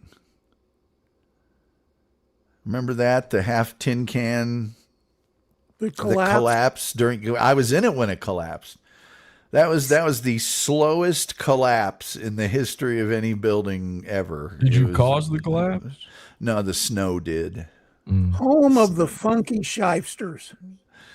Oh yeah, the building behind me. Yes, the funky Shively, the international students all. Oh my God. We need to use AI to combine this picture of you, Tom, on the soccer field with the picture of Shaman getting monkey dumped and have you guys right next to each other show the height difference. That'd be amazing. Well, there you can tell how gigantic I am compared to normal humans. I think True. that's a pretty good example there. Imagine any of those other guys sitting in your lap, how tiny they would look. That's when I am 20 years old. I don't think Wow. I'd turned 21 yet. And you still had a few more years of growing to do there. I did. Whoa! Look at that. I was going to show that if Arsenal had won today. They didn't. Bunch of crap. That's me in front of the Dallas Cowboys Stadium for some reason. Not very happy. Not a very good picture, to be honest. No, there's me with my friend, the late, great Jay Johnson. How tall am I? 6'5". Let's see. Either very tall or sitting 30 feet in front of the other students. Well, these students were all fellow. We were. Sure. No, we were That the was hall. the angry giant face. Yeah, we were the hall staff in Hearst and daggone it, I can't think of. Wait, what does that mean? You're a hall monitor? Well, they call them RAs, resident advisor, or Makes something. so like that. much sense. Wow. So this was it Hearst and Mish? I want to think of the two. I can't remember the girl's hall name. I think it was Mish. Mink? No, Mink was over those weirdos. That was in Palmer. They were in the building across from ours. The Mink. How many of those weirdos. fine young skirts right there did you tap, Tom? Zero. Wow.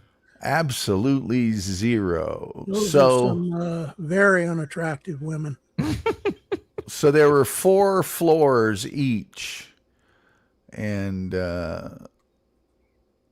yes, there's 4 guys and 4 girls. You and Wolf must have been going out chasing skirt because you couple of rapscallions, scalawags like yourself. No, I was the party hotline with 16 parties a night or more.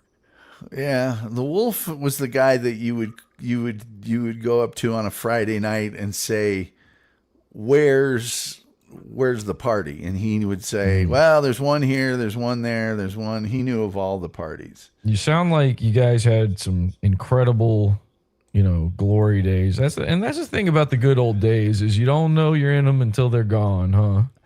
Well, everybody has those when they're the age we were. Sure. It's and on a college campus, especially Ball State at the time, there's no natural predators or anything. It's just a place where you basically went there because all the girls were in one place.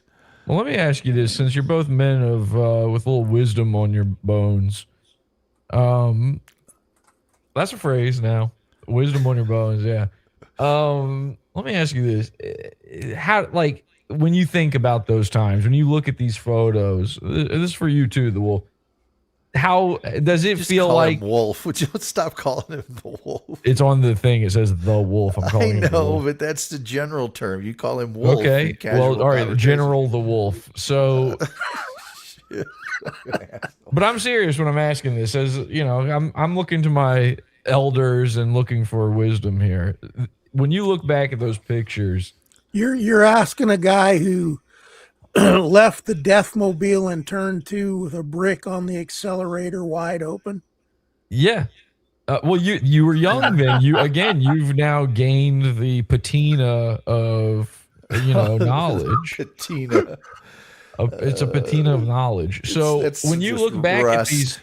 at these, pictures, does it feel like yesterday? Like, how fast did all that time go? Is it a blink of the eye, or does it feel like that amount of time has passed?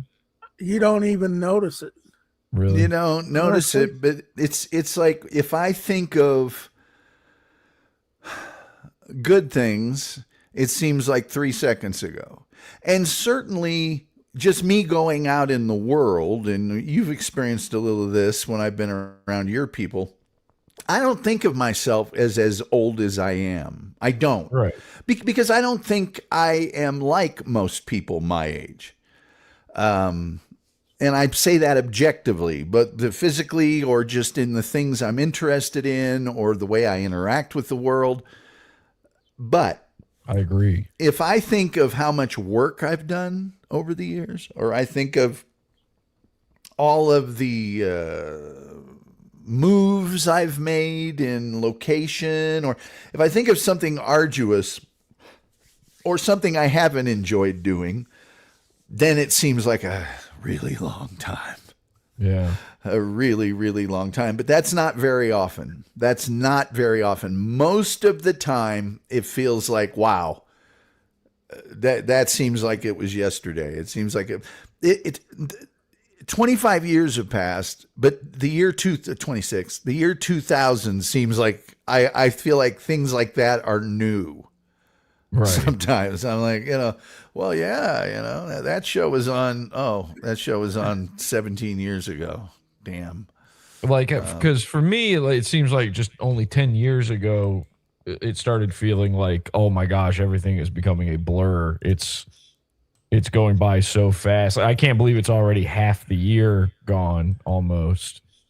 And so I'm wondering, does it keep speeding up, or does it eventually slow down again? Or Well, Rumpled Trenchcoat says that the days are long and the years are short. But even You a don't day, realize it until you Yeah. start talking to somebody a lot younger than you are. yeah, Yeah. You're like, wait, what?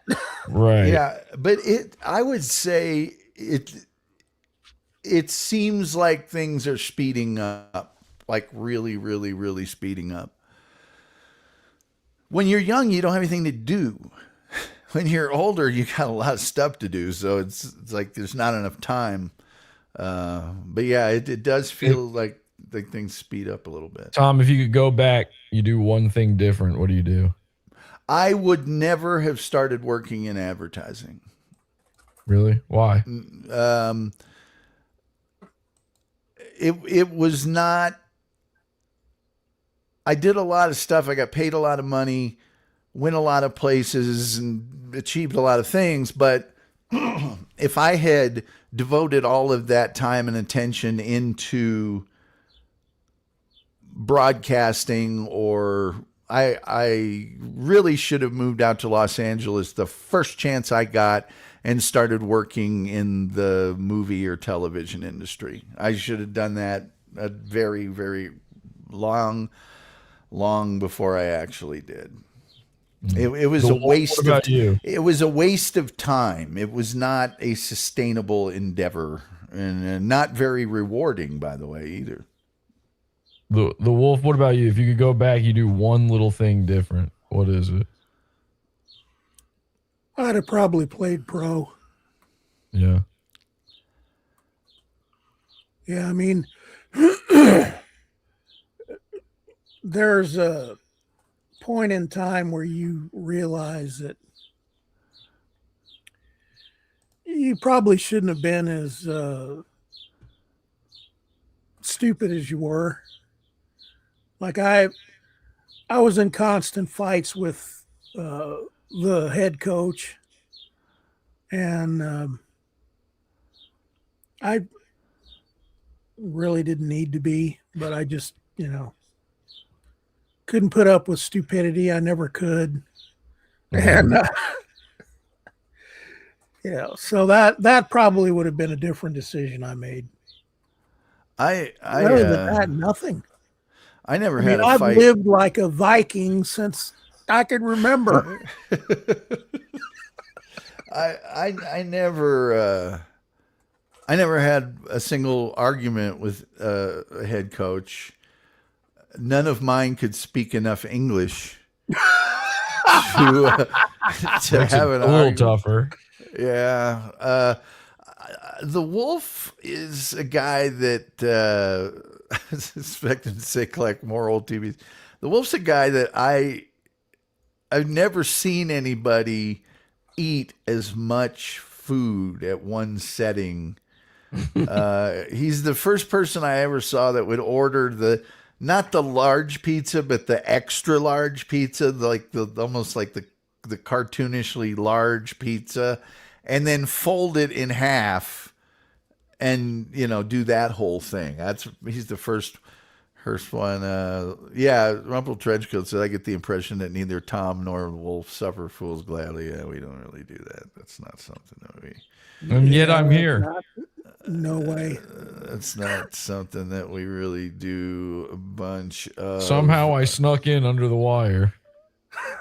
Well, no, you're really smart. You just act like a fool when you know it can piss somebody off real bad. I'm pretty dumb. Yeah. Oh, wait, check that guy out.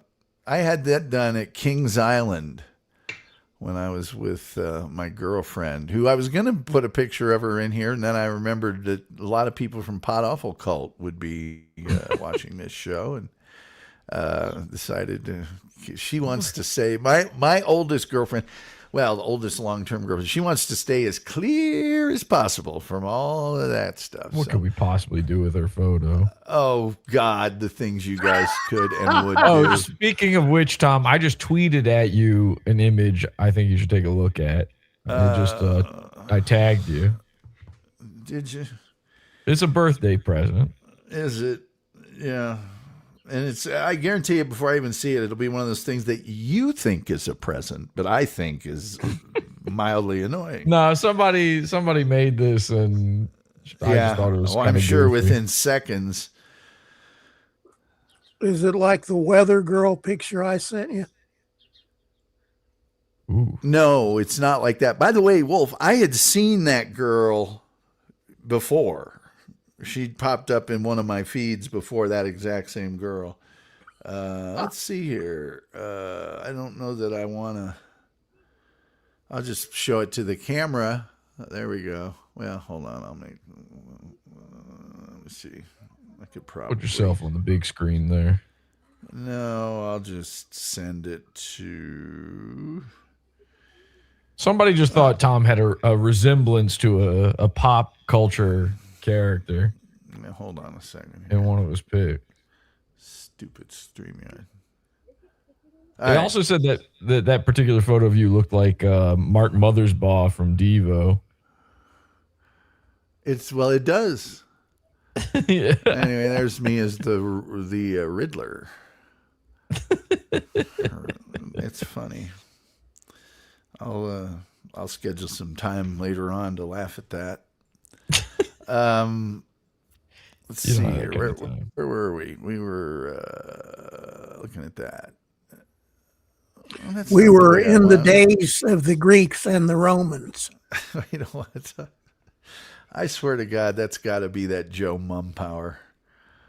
That's got to be who that was in the days of the Greeks. In the days. That is when I was probably 19, I think. Working at a gas station, chomping on some chaw. I was working it for a pool service. Well, either way, you were chomping on chaw. I see that Copenhagen in your pocket there. Yeah, I did have the Copenhagen. It's actually Skoal or Mild Happy Days. That wasn't during my Copenhagen phase, but there I am taking pictures of my sister going to the prom. And I'm way bigger than that little runt. Now here I am, and I'm sure I had to crouch down with, we made a movie All the guys from Film Threat made a short film with there's Chris Gore right in the middle in the back, but in the front is the star of the movie is Glenn Barr, who's now a very well-known illustrator. And all those are great guys. You got Keith Haring there with you too. That's pretty cool. I don't know who Keith Haring is, but those are a bunch of great dudes. That was fun. That's in film. That's probably in Film Threat. Oh my God! Now this picture is I won some big award at Ball State for poetry, writing poetry, and the guy in the middle is a freaking awesome professor I had. God, he was great. And you met Ricky Lake. That's cool. Yeah. Well, Who's that guy on your right? I know that dude. on my right, Your right arm. yes, that's Chester. That's Chester? Yes. Yes.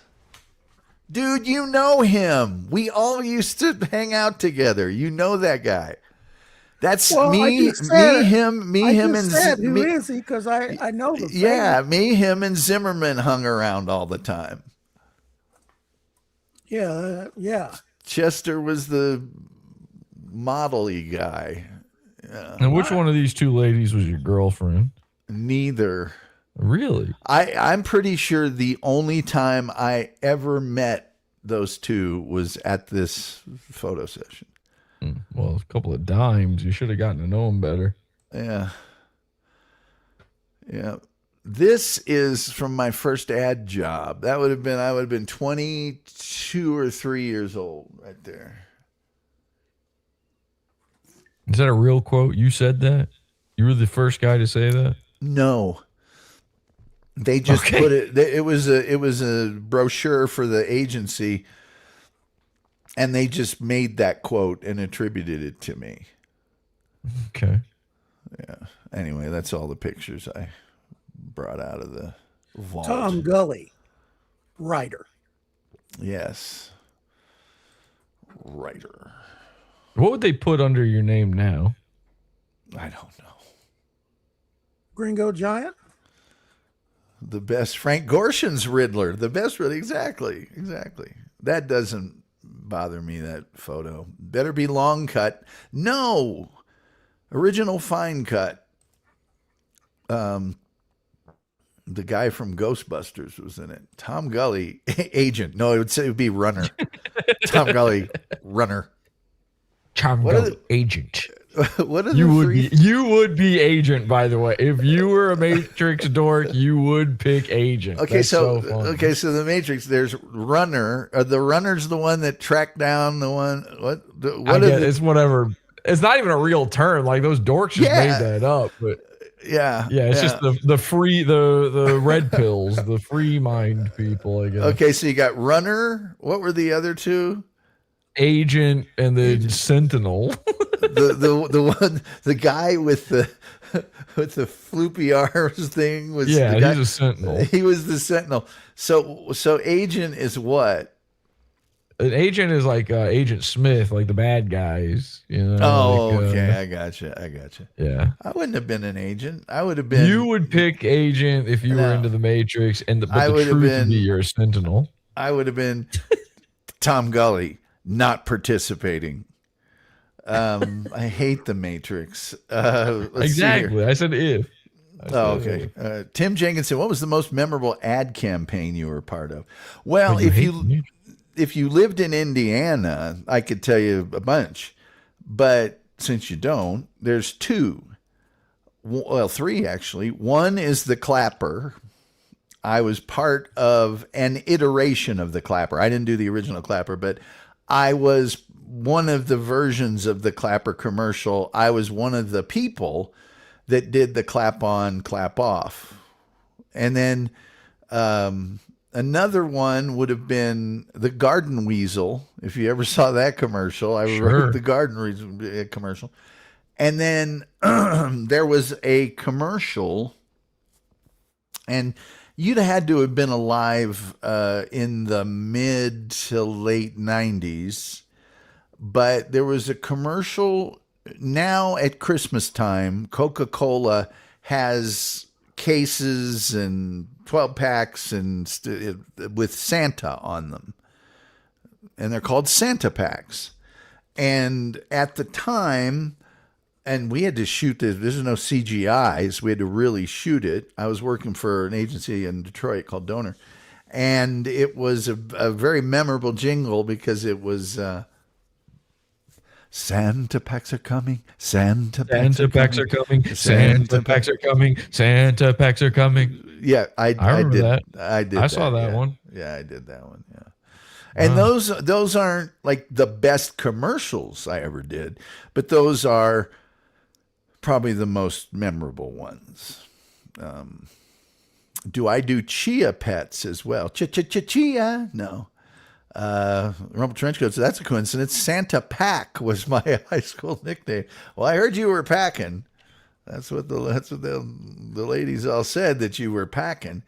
Yeah, but Santa's packing a big sack. It's not really anything else going on there. But it does have toys for the girls and boys. So. Something to be said for having a big sack. Let me see here. I will show you the best, my opinion, the very best piece of advertising that's not radio or TV commercial I ever did was, I like the Speedway one. The Speedway one. The Speedrome or whatever that was. The bombers. Did you do By Menin? That's a good one. No, I didn't. Did you do A Little Dabble Do Ya? That was a good one. Brill cream, a little dabble do ya. Brill cream, you look so debonair. Brill cream, the gals will all pursue ya. They love to run the fingers through your hair. I didn't do that. Here we go. This is the best thing I ever did. Right there. This is celebrating the murder of innocents. It's celebrating the first flight of the brand new version of the Apache, the AH-1Z attack helicopter is what that's doing. Get your Tom Gulley chia pet today. LOL. Damn, that would be cool. A Tom Gulley shaped chia pet head. Yeah. Wouldn't it though? With your little hair sprouting out the top. Yeah. Yeah. I don't know. When I was in high school, and I grew up in a pretty strict household, I knew the whole time I was there that really I was just, as the Wolf used to say, hanking out. I wasn't really, I was waiting for college. And I knew once I got to college, that's when my life would start. That's when I could be the master of my own ship, so to speak. And what? Classic. What's this mean? I'm getting robbed. I'm not getting robbed. Random internet guy. I don't even know what that means. But so when I got to college, that's when I started really. I just started doing things. Anything that I was halfway interested in doing, I did it. Oh, look, random internet guy. Random internet guy is a moron. And Jesse, can you tell random internet guy why random internet guy is a moron? Is it because if the police come to your house, it's just going to be your brother showing up? That would be correct. That would be exactly right. Idiot. So, you know, and then after, when I was in college, I got the Letterman Scholarship. So while I was in college, I just started doing things. And by the way, in college, they'll let you do things. That's what you're there for. They just do stuff there. They just let you do stuff. And then I got the Letterman, and then people started asking me to do stuff. After I got that Letterman scholarship, any dorm game show that went on, any competition of a talent show, or anything that happened on that campus, I was contacted to be the MC of it. And then I got a job in radio, and on down the line. And then I just professionally started just doing things and doing things and doing things and doing things. And it wasn't until probably 2007, after the big real estate crash, and I just said, I am sick of everything after that. And then I just would be more targeted about what I wanted to do. And now, You know what I would love to see you do, Tom? what's that? I would love to see you running in charge of the name on the marquee, hosting a little girl beauty pageant. Tom's little Miss Gulley, they call it. And you sing little songs and stuff. Here she comes, little Miss Gully. Little Miss Gullerino. Yeah. Yeah, wouldn't that be incredible? That would be. You're wearing like a big sequin suit. like a leisure suit, only it's made out of lame. Yes. That'd be gold. a nightmare. I thought about You a have lot. You have makeup on. You have rouge on. I've been thinking lately about the demise of CBS News Radio. ABC is kind of taking the place of a lot of that for a lot of stations, but I don't think it's doing a lot of the secondary content. I mean, I think it's doing the updates at the top and the bottom of the hour, but I don't think it's doing any of the other stuff, like the Osgood Files. Remember the Osgood Files, Jesse? No. I'm Charles Osgood, the Osgood Files. You don't remember the Osgood Files? No. Oh, man. I don't think I've ever even heard of that. Oh, Jesus Christ. Don't make me have to play the Osgood Files. Let's see here. I mean, I believe you that it exists. Let me see here. I wonder if I think I can play this real quick to check. God, I hate pre-roll ads more than anything. I want to. You prefer rolling them yourself. I'm looking for the Osgood Files. Here, Radio Deluxe. But I think they took the Osgood Files off when he died or something like that. Let me see here. Osgood Files. It says 280. Oh, here we go. Well, Is this like the Epstein files? No, hold on here. No. This guy named Charles Osgood did a show called The Osgood Files on CBS for, Jesus Christ, it was forever. It's a long time. Yeah, it was like, it wasn't as noticeable as Paul Harvey, but it's pretty noticeable in terms of the Osgood Files. I'm Charles Osgood. These are the Osgood Files. Why do people go to the drinking fountain? When you think about it, I mean, damn it to hell. I ran into some the other day, and I was going to play him at the. Wasn't he kind of it was kind of pervish, like Andy Rooney's. It was a little, yeah. Bit. It was a little bit like that. Cast Iron says, I hate ads that play in the middle of live streams. Wasn't like the X-Files. I want to develop a piece of software that when a pre-roll starts, it automatically sends a letter to that company that says, I hate you and I'm never buying your product ever as long Just as get I live. add uBlock Origin. That like- blocks them. No, it's not enough just to block them. You want to send them a thank you note, in other words. Let's see here. All right, I found a good example. We only have to listen to like 4 seconds of it, just the opening. See, here's one. I'm watching some dumb crap about a pressure washer right now, and there's really no even algorithmic reason that I should be watching a show about a pressure washer. You know, Well, maybe they're trying to tell you something. pressure wash the outside of this cabin. So now I'm not in I just don't know how loud this is going to be. Let me see something here.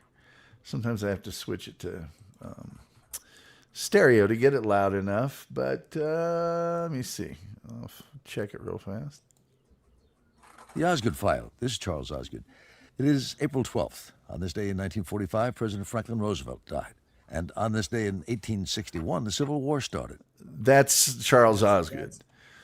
They don't have stuff like that now. I think for ABC, they don't have it. So you guys heard that, right? Yeah, I heard it. The Osgood File. I'm also hearing myself talk back to me. Why are you hearing that? I think whatever you did to route the YouTube audio through started making my audio double as well, but it's fine now. Yeah, I turned it off. I turned on the Osgood Files. I'm Charles Osgood. So he would just tell you what happened that day? No, usually he'd cover the cowcatcher. He'd do some, I think, you know what? Now that I think of it, and this is very painful, his show's a lot like mine. He would just do obscure, obnoxious crap. Just get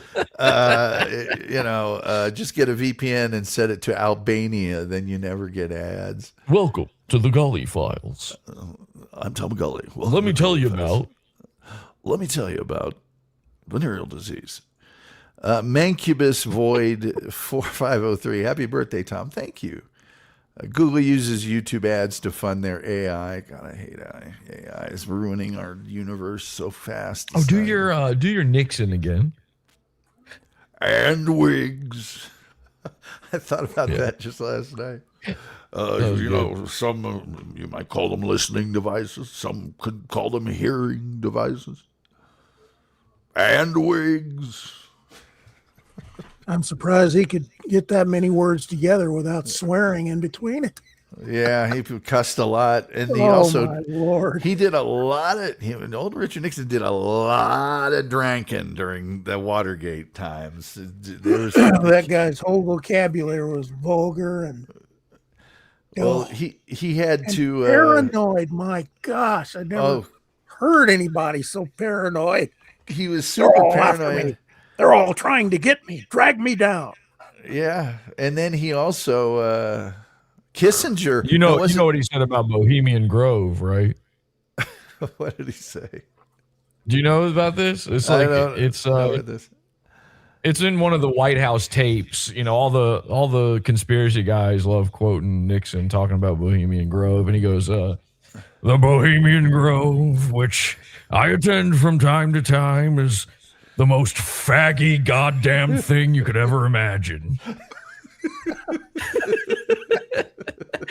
Like something he would say. I love that he prefaces it that he goes, like, he calls it the gayest shit on earth, and then he's like, I'm present for it. But it makes so much sense if you know who Richard Nixon was. He was just a reprehensible political animal. Anything that would serve him politically, he would do.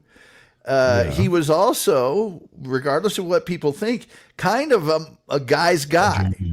He was a guy's guy. He loved American football. He was a dude, and I'm sure he thought any of that stuff was awful. Imagine him sitting there putting on the cloak, watching them do the cremation of care and all this stuff. He referred to them as that San Francisco crowd. Yeah, well, those who drink too much, talk too much, Who think was too his, little. was it Monica Crawley that was his personal aide? I Who, can't remember her Nixon? name, but she's done a couple of interviews where she just let it all hang out about his language, what he would say, how he looked at everything. I was like, holy crap, I knew the guy was paranoid, but that's ridiculous. And she'd Well- be like, oh, Mr. President, I don't think we can have you say that. I don't think Well- you should.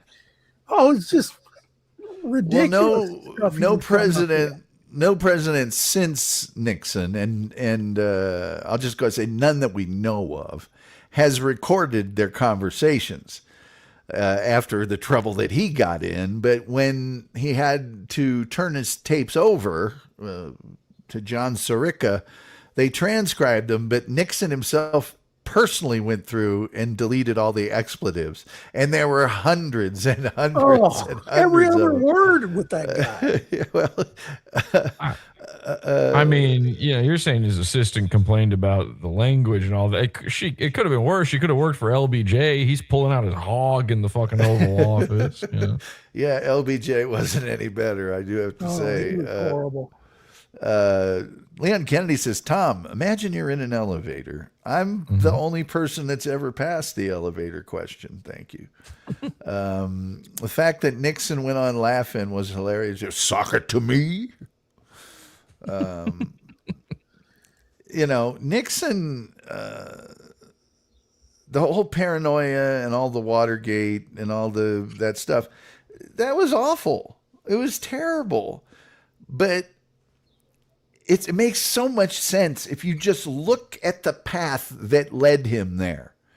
The way he was brought up, and he was supposed to go to one school and ended up going to another one that wasn't as good, and how he came up through politics, and even being Eisenhower's vice president, and people wanted him out, and he had to give the checkers speech, and then he's the guy that's going to be the next president. And in walks JFK with his guinea charm and his good looks, and he does the first debate and doesn't shave right and looks like a felon, and he loses the election, and then it all kind of makes sense. He was That's just why I like him, because he's like a sweaty creep who looks like he's got something really horrible on his mind. I like him because he just never quit.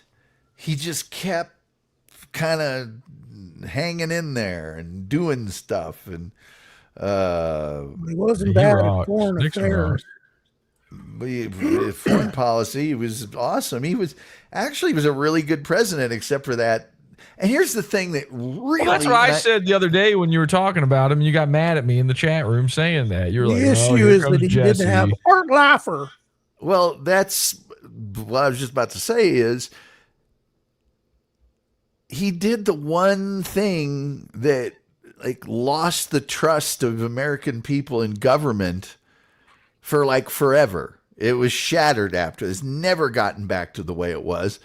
And the thing that's so terrible about it is, number one, the way he tried to stamp out all of the people that, it wasn't their fault that he screwed up, and then the investigators started coming after them. I mean, they're like, I don't want to go to prison. But the biggest The thing only is, thing he did was get caught. the biggest he's thing- doing what they're all doing. well, we'll get to that in a second, but the biggest problem is he didn't have to do it. They didn't learn anything. They didn't gain any advantage at all from what they did. And he won 49 out of 50 states. It was a landslide. He didn't have to do any of it. And what does he do? He tabs all of these absolute F-ups that are supposedly, I'm Black Ops, I'm a former CIA, I'm G. Gordon Liddy. And those guys were like the Keystone Cops. They left tape on doors. They locked themselves in the closet of the ballroom under the offices they were trying to bug, 2 weeks before they actually got it done. Then the next time they tried, the guy with the lock picking equipment didn't have the right stuff, And he had to fly from Washington back to Miami to get it, as if you couldn't find lock-picking equipment in Washington, D.C. I mean, Yeah, they don't have that in Washington, D.C. anyway. And they're working, by the way, with the mob. I mean, the mob. They were going to have the mob gather up the protesters at the Miami RNC and detain them in Mexico, kidnap them. You don't think somebody with the mob could have slipped you some lock-picking equipment, for Christ's sakes? I mean, it was just such a comedy of errors. So the getting caught part, I'd love to be able to say, well, it's not his fault he got caught. No, it is his fault. He's the one that turned to John Ehrlichman or turned to whoever and said, get some guys together. Well, you didn't get very good guys. You know who you should have got? You should have got those guys that arranged the Kennedy assassination. Those are the guys you need to get, because nobody got caught. That's who got rid of him. The guys who arranged that is the guy who got rid of him, George H.W. Bush. Well, I don't know. George H.W. Bush was with Ronnie Reagan going, we're not saying you need to resign. We're just saying if you don't resign, you're probably going to jail. Yeah, he should not have resigned. Honestly, nothing would have happened. We know that now. Now you know he could have just held on to it. He would have been fine. They would have done nothing. No. He would have definitely been impeached. You can impeach him. That doesn't mean anything. Bill Clinton was impeached. But they would have convicted him on the articles of impeachment. He would have gone. He would have been kicked out of office. No question about it. They were coming after him. The Senate unanimously voted on it. He was going down. There's no question about it. He only had 12 members of the House of Representatives on his side. Now you can do the math. I don't know if it's changed, but that's 423 to 12. I mean, those aren't good odds. I don't know if those are the same numbers, but anyway, and wigs. and Norm Macdonald was right about one thing. In that Frost-Nixon movie, they make it seem like David Frost, really put him on the hot seat and that he won that debate. In real life, Nixon wiped the floor up with him. Yeah. Yeah. They just booted Spiro Agnew. Spiro Agnew, that was a setup. 100%. They booted Spiro Agnew to get Ford in there. Even if it was, the things that Spiro Agnew did were a testament to just what a small-time dork Spiro Agnew was. I mean, if it's Robert Klein used to do a bit about, Neil Armstrong could have, taken care of his family and made them all multimillionaires, 100 million apiece for the rest of his life when he got on the surface of the moon, instead of saying it's what a giant step. If he'd have just gone Coca-Cola, and then he says if Agnew would have been the first man, he'd have gone Sam's Tailor Shop, Baltimore. That's how small time he was. Arco Buick, Poughkeepsie. That's the thing about Spiro Agnew is that, yeah, if they set him up, fine. But the stuff he was doing was like, don't you realize if you're going to do some shady stuff, you could be doing it on a much higher scale. You're doing it at the scale of a dog catcher in a small town. But I think, that's exactly it, though. I think that they're all doing that small time stuff and the big time stuff. And that's just the one that they got him on, because of how stupid it is, because of how small time.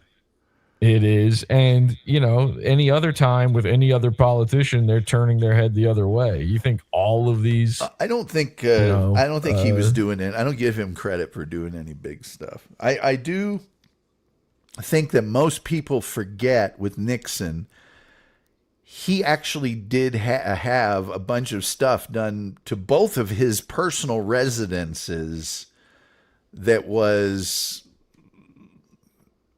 quid pro quo stuff. They proved it over and over again.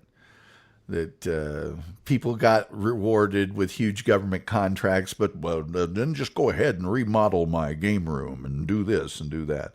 right? But what the heck? Who's that? This Trying to wish you a is happy birthday. it's my nephew.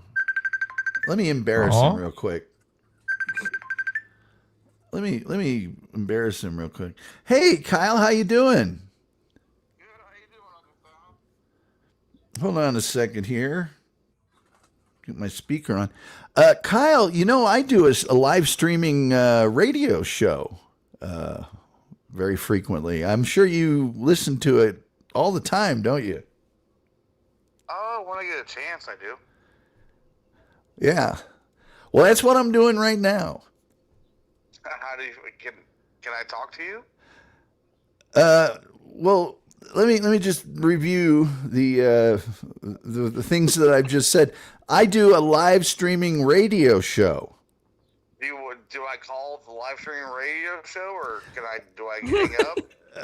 Talk about personal game. No, I think probably Game is all. just maybe just another time. Okay, my bad. All right, bye. Okay, my bad. Uncle Tom, I think he wanted to wish you a happy birthday or something. I don't think that was anything. You'd have to Bad. meet this. You'd have to meet this guy. Okay. What's up, Kyle? Yeah, maybe an email. Pick me up bouquet. So it's. I mean, if he was willing to call in, I think he understood what he would be able to say and what he would. Maybe, but I'm talking to you guys right now. Okay. Well, Kyle, call in, jump in here on StreamYard, and he won't be able to find it. He's probably 27 beers in the bag right now. That's generally when I get a call. And then after a few I love yous and aren't you going to say you love me's and, drunk talk. I have to just. that's really sweet. Really?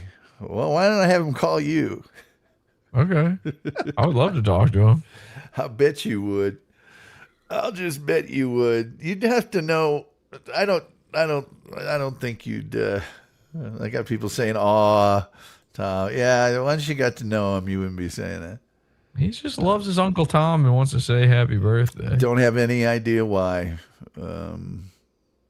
Has made the mistake of trying to give me some life advice on a few occasions when he was pretty smashed.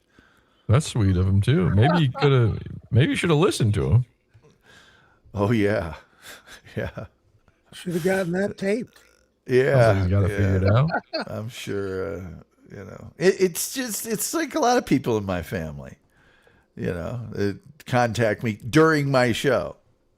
Hey, just wanted to see how you were doing. Well, I do a show, so Let's get Mom Gulley on the horn. if you were, let's see, it's about 5:24 on a Saturday. Maybe I don't know. She this is the day. She has a thing that she does on Saturdays all day long with some friends. They get together. Has Mom Gulley wished you HBD? Yeah. She has. We'll talk on Monday morning as usual, probably. And then, but she did send me a message, and then there's And then I spoke to my dad this morning, which I do every Saturday morning. How old a fellow is Kyle? I don't even know. Couldn't tell you. He's 30-something, I guess. Oh, 30s. Okay. Yeah, that's all right. And by the way, he is a guy that when you tell him you're doing a live radio show, we'll try and make it about him. And well, can I just completely inconvenience you? Sounds like my type of guy. Because I'm me and you're you, and you know, it's like, yeah, you know, you're lucky that I even take your calls, and I wouldn't have if this hadn't have made the noise while I was on the air, and I was hoping for better content from him, but as usual, no interaction with him will ever be beneficial. Well, you were kind of trying to shut him up there. I mean, I think he took the hint. Yeah. I thought my shutting him up would have even been better than it was. I thought I would have gotten at least an, "Oh, I'm sorry," or something like that. Nope, not from that guy. Oh, well, can I then barge into your radio show that you're doing that I'm not even listening to and probably never do, and you may have something else planned, and you know. Well, maybe he expected it to be over, you know, after 2.5 hours or whatever it's been.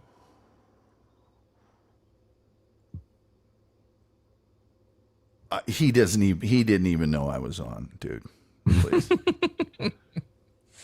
All right. Well, Tom, I want to wish you a happy birthday. He's recovering. He's definitely recovering from a hangover right now. Well, maybe go drink with him a little. Ick. I gotta run. I want to wish you a happy birthday. I hope it's a great one. Have a blast. Enjoy your pulled pork. Enjoy every pulled pork, as I always say. And I do want to say this as well. I received a message from an old colleague of yours who wanted me to extend to you. They couldn't make it here for your birthday. They wanted me to extend to you a message saying, please wish Tom a happy birthday for me.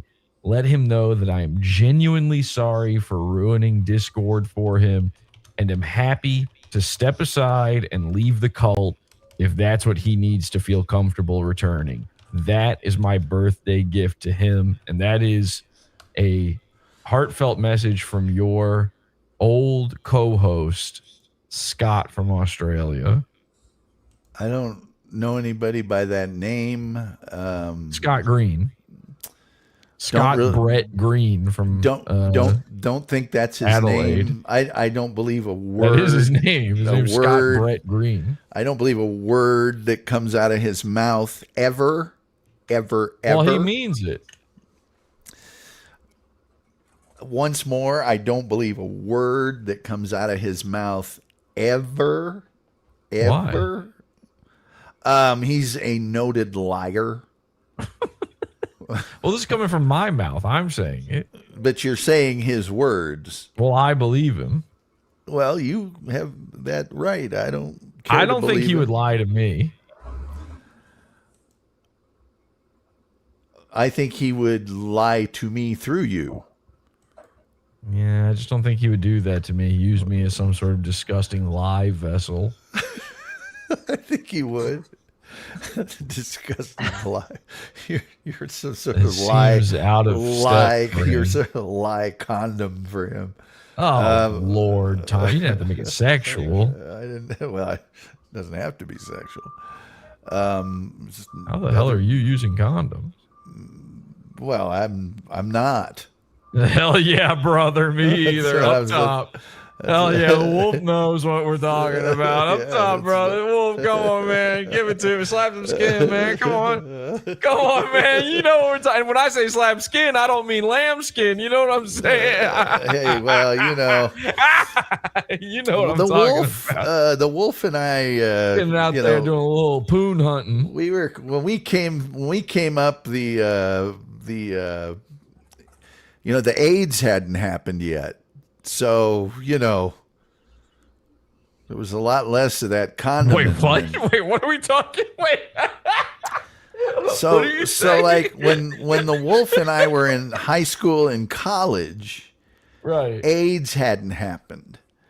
So the public at large wasn't using condoms at the rate that they were after the AIDS. Why are you worried about getting AIDS, if you got with the girl, well, when AIDS first began, you don't remember this because you're so much younger, but they thought you could get it through the air. They thought you could get it. I remember that. All sorts of other stuff. So you just had to. If you were gonna love, you had to wear the glove. You can't get it from a lady. Before that, but they thought you could. They thought you could. Okay, the way you said it, and no offense at all, but I thought you were saying you and Wolf were. I don't even want to suggest anything, but my hobby isn't packing fudge. Okay, all right, that's what I like to hear. You shouldn't. That's something Scott would say on my show. So I mean, when you bring up condoms and you and the wolf and AIDS, all of a sudden my brain starts going. This sounds like the most faggy goddamn thing I've ever heard. Yeah, the big deal then was herpes. That was the big deal. That you had to worry about herpes or crabs or something. That was it. And well, other than getting them pregnant, which there were solutions for that too.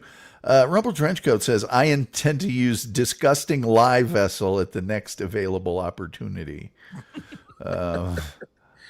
Jesse is always hilarious on other podcasts. He's hilarious. It's a shame I can't do it on my own. Yeah. I need to be on more of other people's podcasts now that I don't care. OPP. I'm down with OPP. Yeah. Hey. Bust a move. Now Ryan's trying to give you some AIDS advice here. What's he say at the start? He says, Dave, throw some, I forget what he says at the very beginning where the white guy starts playing. Oh, you mean I saw a guy with AIDS, not I seen him. Air AIDS. He's trying to give me a pamphlet for AIDS prevention. Apparently he never went to the Harvard of the Midwest, Ball State for English. Yeah, if he had done that. Oh, some guy named Monkules wants to be on. He says, that's Jesse. Sam V. Is it? Yeah. Should I let him on? Yeah, I don't care. It's up to your show. I don't think he's just going to say I have retarded kids. He made up that I have retarded kids, and now I'm supposed to feel bad about his lie. He's trying to use me as some sort of disgusting lie vessel. Damn him. I don't particularly care for him myself, so I don't know why I would let him on. Well, I don't care. It's up to you. He's just going to repeat himself over and over and talk over and not listen to anybody. Oh, if he's going to talk over, he can't be on. Let me up. I'm not holding you down. Hey, Sam V, why don't you go make a show of your own? Why don't? Oh, I know why. Because that would require you to get off your dead lazy ass and create something. He says it's Reverend Fugly. I don't even think it's that. Yeah. Here's your big chance, man. Here's your big chance. You're on. And you muted your mic. Impress us. Yeah, we heard you, by the way. We could hear your audio. It's too late. He wasn't ready. That's it. You could hear his fan in the background. Oh, God. Must be hot. No central air. He's already got his mic muted. All right. Well, would you like to be kicked from the studio or banned from the studio? Which would you prefer? I'm leaning toward ban. All right. And then it says, okay. He's just talking in the private chat now. Come say it on air, man. We're not going to read it out loud for you. Say it with your chest. You're on. Now he left. Oh, God. That's that. You know what? That was so unrewarding. It was just unrewarding. It always is. Let's see. Rumple Trenchcoat. You know what? You know why he comes in here and just talks about me to you? Why? Oh, because he can't do it in yours. He tried to troll me 3 times, and all 3 times it failed. And now he's obsessed. Ban him. Is he a dabbletard? Yeah, he is. To quote Slappy, Rumple Trenchcoat, to quote Slappy Squirrel, well, that was pointless. Okay, Sam V, you're just not good. You're not even good at trolling. You know it's bad when people are quoting cartoon squirrels at you. Coach Muttering J says, "Holy crap, it's Tom Gulley." Oh boy, I've never heard that one before. That was scathing. Ow, that's gonna leave a mark. Is All that a right, Jess. picture of that drunk guy? Yeah, it is. It is. That is. It is. It says, "Tell Pot." Anyway, off I of was the- saying bye before. So Yeah, I was about to just say. giving you. Happy I was just giving you birthday props. Scott's little offer for a birthday gift there. No, and, Scott has transgressed the unwritten law. He did something that I expressly told him not to do. And What did he do? You know what he did. I'm not going to go into it. On I my honestly birthday. don't. I'm not being facetious. I really don't know what you mean. You really do. You really do. I have a guess, That- but I guess you don't want me to say it. So I your don't know. guess is probably dead on. It's not the end of the world. It's just I'm sick of that. Look, I'm being a nice guy. I'm playing along. When people ask me to do things, I do them. And then when I say no, I don't want to do that, then he goes ahead and does it. So no, I'm not into that. I'm not. The Well, world Tom, I revolves love you. around We miss you. Australia. We miss talking to you. Come back, and I hope you have a sincerely. I hope you have a great birthday. Well, thank you. I appreciate that, and thanks for. I love dropping you. I love you, Uncle Tom. Well, you're doing great. Appreciate it. I don't. Well, okay, Not going you to say can it. just say it back. You just say no, it back. I don't- The I'm Wolf, quite. I love you too. I'm quite fond of you as well, Jesse. Oh, You're not going to say it back either. Damn. All right. Well, We're men of a certain age.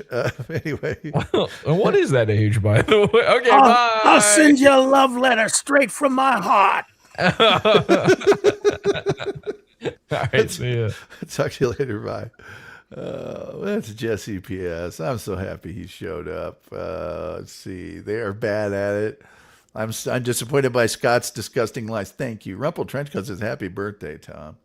What are you doing today, Wolf? By the way, Wolf, just so you know, Arsenal lost the Champions League. Now, we won the Premier League, which is the Championship of England, which is so huge. It's not even funny. But we went through the Champions League undefeated, and we lost in the final in penalties. I And- heard you covering a little bit of it with Tim. The last of the penalties was the guy who played the best during the game steps up to take the last penalty. And if he makes it, we're tied. But he pulled a Megan Rapinoe or Pino, whatever her name is, and he kicked it 90 miles over the top of the thing. Yeah. Into So the 15th row. yes. So Well, I keep looking over because I have a rather long, large loaf of you have to go to the Ancient- bathroom? no, not that kind of loaf.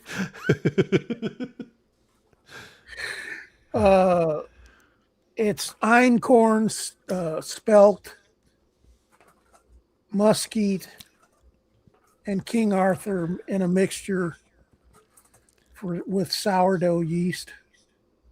It's right now is I don't think it's falling over, but I keep trying to check it from here. Oh, well, if you need to check it or go attend to it, I'm go right Well, ahead.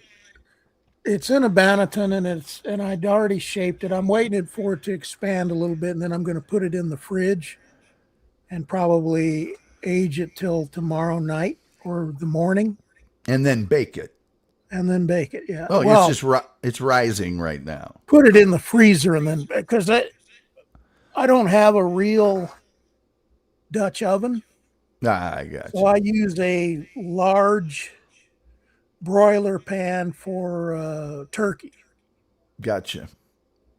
And it's so wide that a lot of times it'll fall because it has so much space to expand. And so when you put it in the freezer, that freezes it into a shape, Yeah. and gives it time to start rising before it spreads out instead of up. Yeah. I don't have a Dutch oven except at night when I'm sleeping after I have Mexican food. I've never dated a Dutch girl. Swedish, yes. French, yes. Dutch, no. You know what? I haven't either. I had one stay with me for about 3 weeks, but we weren't dating. No action. Didn't need to No. put a helmet on that soldier. No. It maybe could have, but just never did. She was a pretty nice girl. Tim Jenkinson says, does he make it turkey shaped? No, it's not turkey shaped. Rumple Trenchcoat says, you beat me to it, Tom. I couldn't get my Dutch oven joke fast enough. Yeah, this Dutch oven is never pleasant to the recipient. You know, it's never a good surprise. I was thinking when you were talking about Scott, the country of Australia, and thinking the world revolves around Australia in relation to the background stars. As Yeah. Mr. The moon is in a gibbous phase would have said. Well, yeah, everything's Australia with him. She was just locked in the basement, but she escaped after 3 weeks. No, Oh, you're a collector. she was dating a guy that I was friendly with, but I wouldn't say I was friends with. And that guy turned out, unbeknownst to me, to be a guy that liked to slap a lady and stuff. And so she came over, and she was a nurse. So she came over here and got a job as a nurse. She spoke English perfectly and was doing that. I don't think she was super happy over here, but I was over at somebody's house when she came over, and she was smacked around pretty good. And this other guy was a pretty big dude. And, she's Wait all, a minute. So you got to play the human handkerchief and welcome mat? No, I got to play look, I have a condo. I have a spare room in the condo. It's furnished. If you're going back to the Netherlands, you're more than welcome to stay at my house until you leave. And so that's what she did. But she kept working every day. So I only saw her a couple of hours a day, probably, until she left. 12-hour shifts, probably. Yeah, I didn't really see her that much. And she, I had gotten along with her. I knew her. I'd gotten along with her pretty well up to then. And she's a pretty nice girl, and she didn't have anywhere else to stay, really. I guess she could have stayed with the people where I met her, but they had a house full of kids and everything else. And I just said, hey, look, I've got a whole extra spare room. Just use it, and everything will be fine. Pathetic excuse for a man to slap a girl around. Yeah, well, and I never did find out why he was doing it, and I didn't really care. Because she was not, she was a tall girl. She was probably 5'10". And she was in very, very, very good shape. You know how the Dutch girls are. And he was gigantic, though. He played in NFL Europe. He was a big dude. And good on you, Tom. So basically, I just, hey, here you go. Here's a key. Make yourself at home. And, 3 weeks later, one day I got home, and there's a nice note, and key was left, and that was that. And no cash. No, I didn't ask for any Where's cash. my cash? She used to say weird stuff. There's only two things. One was weird. She was, I don't understand what the U.S. nurses give someone oxygen. There's oxygen in the air. So I put him on oxygen. How much more oxygen is he going to get? And blah, blah, blah. And I'm like, I'm not a doctor. I don't know. I don't care. It's just what they do. Yeah. And then the other thing was she had some sort of aversion to dishwashing machines. I had a dishwasher. And I'd get home or whatever, and I'd see that she had been there, and she washed the dishes and then put them on a towel to dry. And I kept telling her, hey, and she's like, well, it's not that efficient, and if you blah, blah, blah. And I'm like, no, actually, if you fill up the dishwasher, it's 10 times more efficient than just washing a dish and a plate and a glass in a sink full of water. And I have, behold, enough dishes and glasses and silverware that you can just put these, rinse them off, put them in the dishwasher, and get the clean ones out. I have enough to do that because I know it's way more efficient to wash a ton of them, and she never got that. I just kept, the Dutch are tall. It's the old country. Leon Kennedy says, I miss Jesse. I know it's not as entertaining without somebody here to give me static the whole time. But we do the best we can. I guess I got to do a show tomorrow. I don't know what it'll be about, but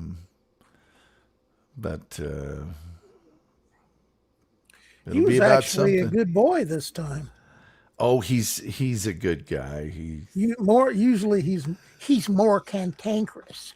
It just depends. It just depends. He's fine. He's a fine. I remember. I listened to that again. I was going to send it, and I thought, no, I already sent him that. Yeah, I have it. I remember back in 1864. I was born in 1843. And then they all sound kind of like the same guy. I got the pensioners. The photographer that shot like all those, famous mountain shots, and Matthew Brady or whoever. He doesn't look anything like the voice that we're hearing now. It's always weird when you like back in the day when radio was big. You'd hear these disc jockeys and they'd come on, and as 5 minutes after 12 o'clock, we've got Elton John, Crocodile Rock coming up after. And then you see them in person, and it's a guy who's bald and is 300 pounds, and it never quite looks like the guy it sounds like. Or you see a guy's face and you think, oh, here's what he would sound like. And no, he sounds, I remember. It's like every one of them sounds just like that. Yeah. My favorite is the comments too. Oh, the beautiful way that they talked. It was so elegant. I'm thinking, are you listening to the same thing I'm listening to? Let's see here. Rumble Trenchcoat Columbo Podcast says, one of the most impressive things about Jesse is his ability to argue earnestly, vehemently, and passionately about something he couldn't care less about. Exactly. And feels probably the opposite way of what he's arguing. I personally know a good percentage of the time, like for instance, Bigfoot. That son of a gun doesn't believe in Bigfoot, but when he's talking to me, he's kind of like me in that he knows both sides of the argument, so he knows what all the Fruit Loops say and therefore can adopt their argument when he's talking to you. Just flat earthers. Crappy at Life is here, and thank you so much. Very generous of you, Crappy at Life, for that glorious $20 donation. Tim Jenkins says radio seems to have died out. Well, I don't know what it's like over in the UK.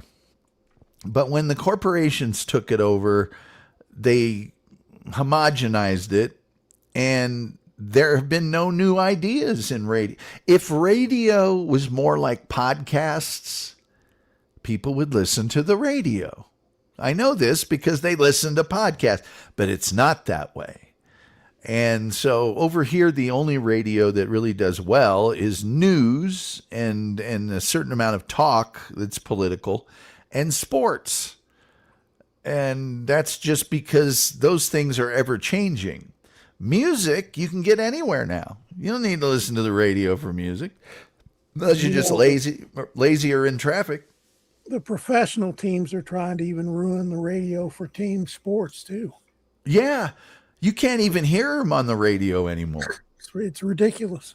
Yeah. Like, wait a minute. Yeah, a lot of your audience is on the radio. What do you mean you know? Yeah, it's in television. I used to watch the Cubs, or even when I got to Dallas, I watched the Texas Rangers, who sucked. They were awful, but I watched them because they were on TV 140 times a year. Now, if you want to see them, you got to pay for the pay channel to see them. I'm not doing that. I am not paying to watch that. It's just not going to happen. It's crazy. Let's see, like, Jesse. what do you think people are going to pay for this now? No. 30 years of just being able to turn it on and listen to it. You're going to pay now? I don't think so. Yeah. Well, that was the other thing about your clients. That was the other thing about baseball. And here's the other thing. If you have it on free, say baseball on the radio, which baseball is great to listen to on the radio. Nice summer day. I listened to it while I was at the games. Yeah. It is just great to listen to on the radio. Everyone's listening. So you have this huge audience, and you can go to an advertiser and say, I have a huge audience. Give me a lot of money. And they go, yes, sir. 3 bags full. Well, they don't do that anymore. So Jesse came on to wish you a happy birthday. Now, wow, he really is the greatest guy. He really is. I even liked Click and Clack. Very, very, very likable. But yeah, you could just listen to baseball. You could just, I remember. And this is back. Do you have any cricket teams there? I used to go play soccer in St. Louis at a place that when I got there in the morning at 10 o'clock, and I'd get there early for my 11 or 12 o'clock game, there'd be guys playing cricket. And then I'd play my game. I'd go drive somewhere, get a burger and fries, bring it back, eat it. And when I got back, there was guys playing cricket. I'd watch 2 or 3 games, go get some more food, come back to watch one more game, and the guys were still playing cricket. But we don't have any professional, really good cricket here. The big one now is squash. Squash and pickleball. God, everybody's got to play pickleball. But I can remember being in Muncie. I had an apartment, and it was the summer, and this apartment had no AC. And it was an upstairs apartment. It had fans in all the rooms, and it had a lot of windows. I will give it that. So I could open up all the windows and put the fan on, and I had this little, God, I could probably find a picture of them. They went out of style when the digital happened. Let me see. Let me see if I can find one of these suckers, and I'll put it on. It was a definitive. Here's the exact one. I bet you. Oh God, it's yeah, it's on an eBay page. Why can't I? Yeah, here we go. Walmart. That's not the same thing. I got to show you this because one year I bought everybody in my family. A 3.5-inch LED TV now is $224. I got this sucker for like $19. Yeah, they used to be 1997 or 29. Then it went up to like 29.97 or something. Yeah. And there was one of those things that there were 97 different brands that had them. A lot of guys use those to tailgate with so they could watch games while we were barbecuing. Let me see here if I can. Well, this And one's then, of purple. course, you had the motorhomes with the giant screen set up. I'll get this. By God, it's my freaking birthday. I think get this up on screen. My Eggles loving friend from Philadelphia had one of those that he brought with a little antenna on it, and Yeah, we set it up. And we set it it up had- on my truck bed. it had a little 5-inch black and white screen, and this is for $20. For $20, it's insane that it was that cheap. But it was, and Probably RCA or General Electric or something. well, they had like 22 million different. Anybody could slap their logo on them. I'm sure they were all made in the same place, but anybody on Earth could just slap a logo on them and sell them. Let me see here. You only gonna, of course, it's it's StreamYard, so it's only gonna let me add one at a time rather than just put both of them. Oh, that kind. I thought you were talking about the one that looked like a radio that had a screen. Let me see here. Look at that. I had the rollover on it, so it put that little description on it. That sucks. Oh, that sure is fancy.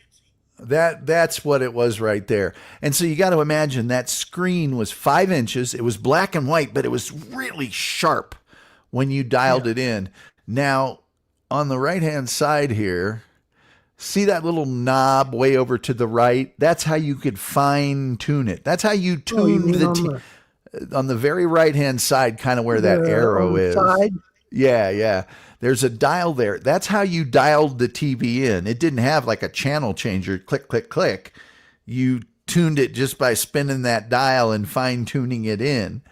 And I used to get either, sometimes the baseball games were on, was it channel 4?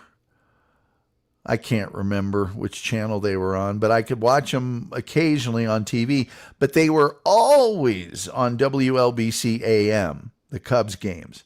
So I sat there in this room with the fan and the summer breeze coming through and listened to baseball. And it was great. Baseball is the best sport to listen to on the radio because it's not in a hurry. Well, had it not been Ted, I don't like Ted Leitner here, but I enjoyed, my field level seats and listening to the game while I'm, right there. Yeah.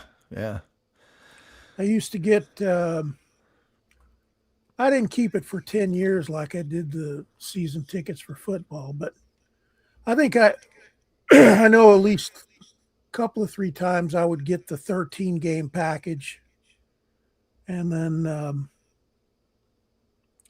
usually on my birthday I would sit at field level. My football seats there's like field level, and then there's a cement walkway that goes around, and then you get into what's called the B seats, and they're like upholstered blue seats that you sat in. And mine I was on the second row of the Blues on the 47-yard line. And so I would get something there, pretty much almost the seats I sat in for football, for baseball. And then on my birthday, that's right. It was the same stadium. Yeah. Jack Murphy. Every game I went to, I listened to on the radio. I had the old, I think I had it when I was at Ball State too. The Sony Walkman. Did you have the little ear, or did you? Oh, you had headphones if it was a Walkman. Yeah. Remember those old guys that would have the little white earpiece they'd put in? I still Yeah. have my Panasonic that played cassettes, and the door flap Yeah, folds up, yeah, and yeah, it's yeah. like huge and heavy. Yeah, yeah. Well, And I remember everybody had the old guys when I was a kid would have those transistor radios, solid state, and it would have like a real thick kind of double wire, white wire. Yeah. Even the wire was white, and a big ass earpiece. Like it looked like it hurt to put it in. It covered almost like the inside of their ear. I and had they'd a put it- pillow radio that I used to listen to Lampoon. Oh yeah.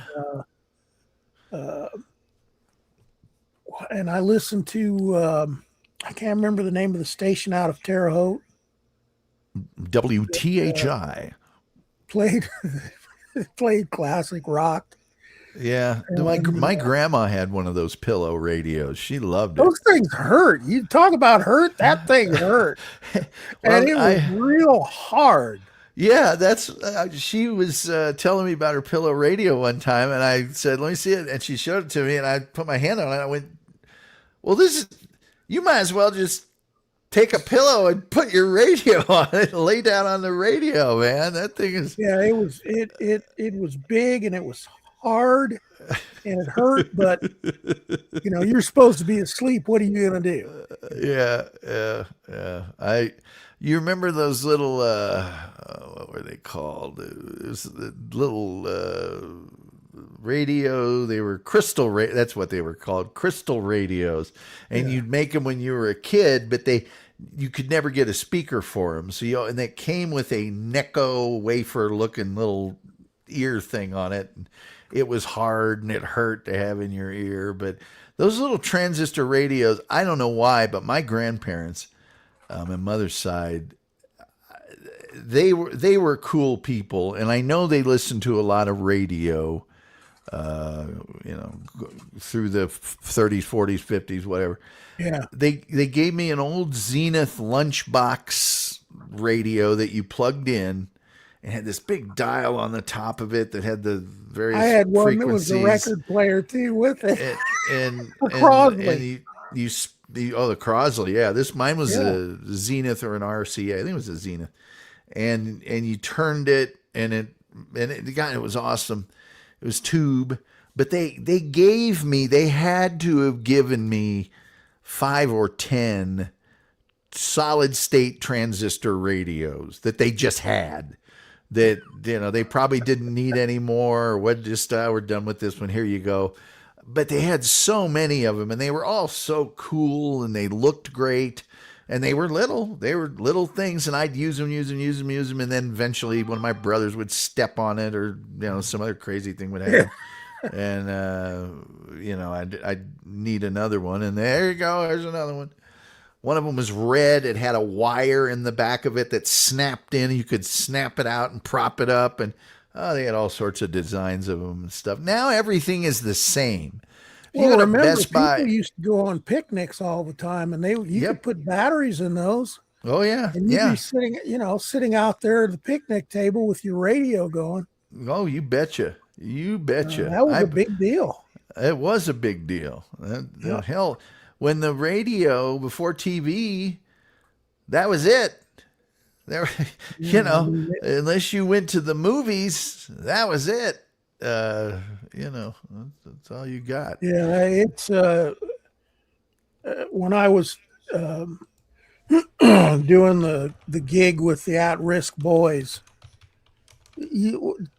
Chuck and I would start talking about stuff like that, and then like looking at us like we were nuts or something. I said, "What? You think this is how it's always been?" I said, "Crud, the stuff in this phone, it took a whole big room to fill with all this stuff going all which ways to compute. So, man, this is more powerful than anything we had then, and it's tiny, and those things were huge." And I tell them about, there's still people that probably remember 8-track and all that stuff, but Right. Right. But those radios, yeah, they would go anywhere. And you only had AM in those days, which I still listen to on the radio. Right. Yeah, it was just kind of starting with the FM. If FM was kind of a novelty. I used to I think tomorrow on the show I am going to play a bunch of stuff from this radio show that I still kind of can't believe even existed. It was a radio show called Night Watch. And this guy, because back in the early to mid 50s, tape recorders, good ones, they were big, heavy, reel to reel things. And this guy rode around with the Culver City, California Police Department and recorded them and all of their sort of exploits as they tracked people down and then interviewed them. And so it was the first real reality show. Let me see if you can hear this.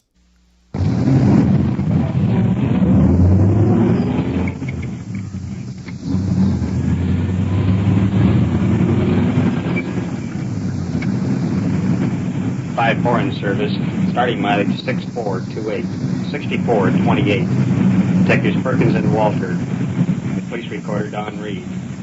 Central District Patrol, tour of duty 6 p.m. to 2 a.m. on the night watch. Check 5-4, mileage 6428, patrolling Central District 6:04 p.m., starting night watch. This is Don Reed. I'm a police recorder. The sounds you are listening to are real. This is a police car reporting in service for night duty. You will actually ride with this detective unit and follow the activities of the police officers in this car. You will watch and listen with me as the cases unfold. And as you listen, remember the people you hear are not actors, and all the voices and sounds are authentic. For this is Night Watch. Night Watch. For the first time through the medium of network radio, the actual on-the-scene report of your police force in action. There are no actors, there is no script. The investigations are recorded as they actually occur. Night Watch, presented with the cooperation of the Police Department of Culver City, California. W.N. Hildebrand, Chief. We switch you to car 5-4, now on patrol, and to police recorder Don Reed.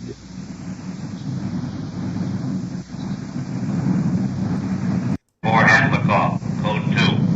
5-4, Roger. In the bedroom door is a middle-aged woman clutching a bathrobe to her throat and appears to be in a very highly nervous condition. The officers are questioning her about the prowler. Let's move right on over. Whoever he was, he came in, and I went into the bathroom, and he was in this room, and I thought it was my daughter. And then I was in the bathroom, and he walked right in the bathroom, and I went to go out, and he gave me a shove. And I started screaming. Naturally, then, my husband ran out of here, and my daughter just came in. Mm-hmm. See? And he was gone by the time she came back. Naked prowler.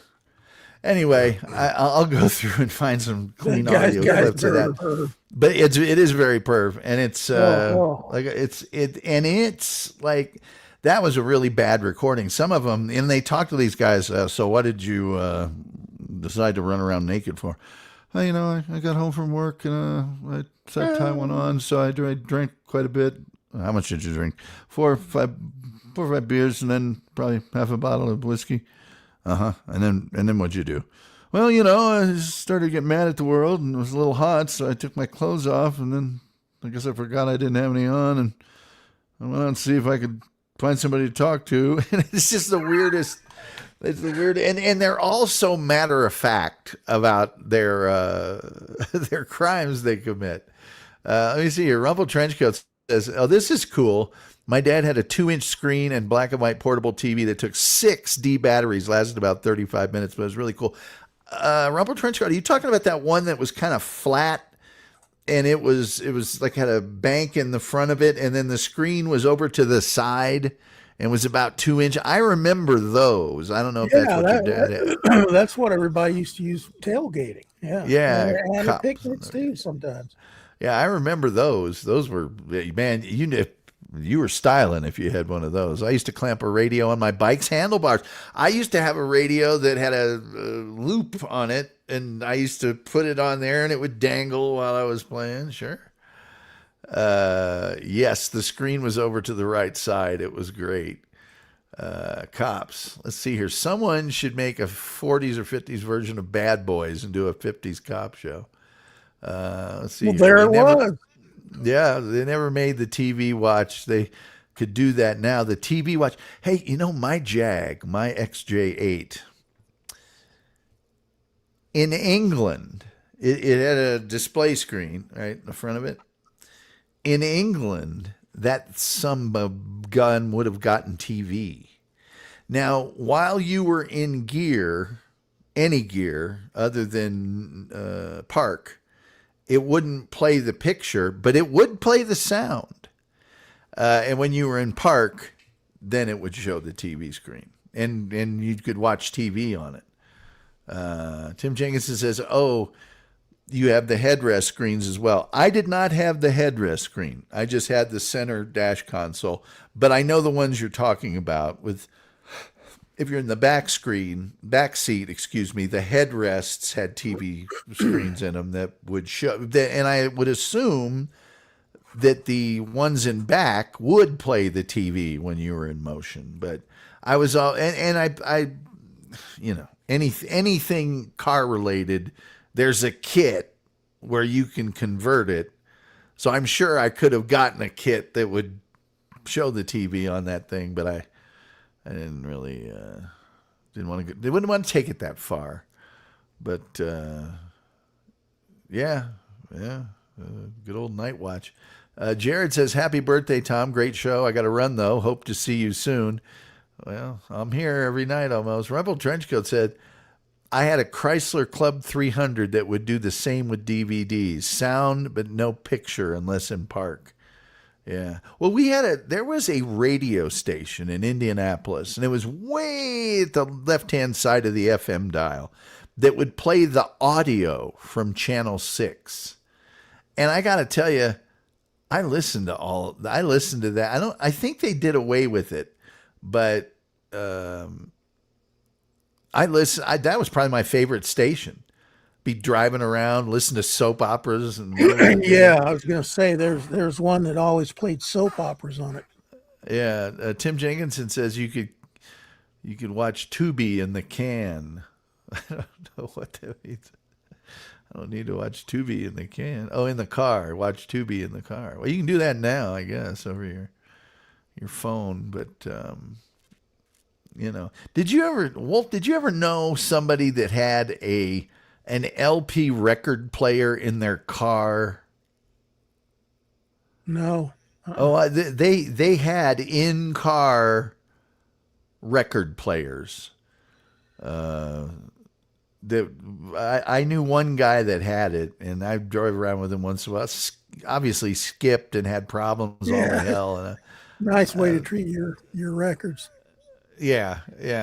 Well, you remember who had the vertical record player, don't you? The Mumbler. The Mumbler had the vertical record player. It had the thing that just went over to the side. I should try to find that dude. I don't know his middle name, though, and that's usually pretty important. I could get the age. That, and I don't remember if his end of his name was E-N or I-N. I think it was E-N. And I looked around for him one time I found him because he was working for his old man. And it was like a construction concern of some kind. And then the next time I went to look for him, I couldn't find him at all. So, I know where he went to high school, though. That might help. Tim Jenkins says, with all the pothole record players would be a disaster in the car. They were. Wade Curtis says, hey, Mr. Well, there's the pothole thing, and it is true they were. I know they had reel-to-reels and stuff for cars because that would work. Hey, Mr. Trenchcoat, what's the best episode of Columbo, and why is it any old port in the storm followed by maybe goes to the guillotine and cries wolves? I saw a listing. I was going to mention this to Rumpled Trenchcoat. What was the name of the? My two favorite words: guillotine and wolf. The guillotine, the guillotine. What was the? I saw it on a Facebook page. I can't remember the name of it now, but someone ranked them, and one of them was the Dick Van Dyke one was number 1, and the number 2 one Johnny Cash was the Jack Cassidy one, the premiere episode with the Murder by the Book or whatever. I can't remember the names. Rumple Trenchcoat says, I have to agree with you on any old port in a storm, and it's great for many reasons, not the least of which was Donald Pleasance was still great and had the most Columbo time in an episode.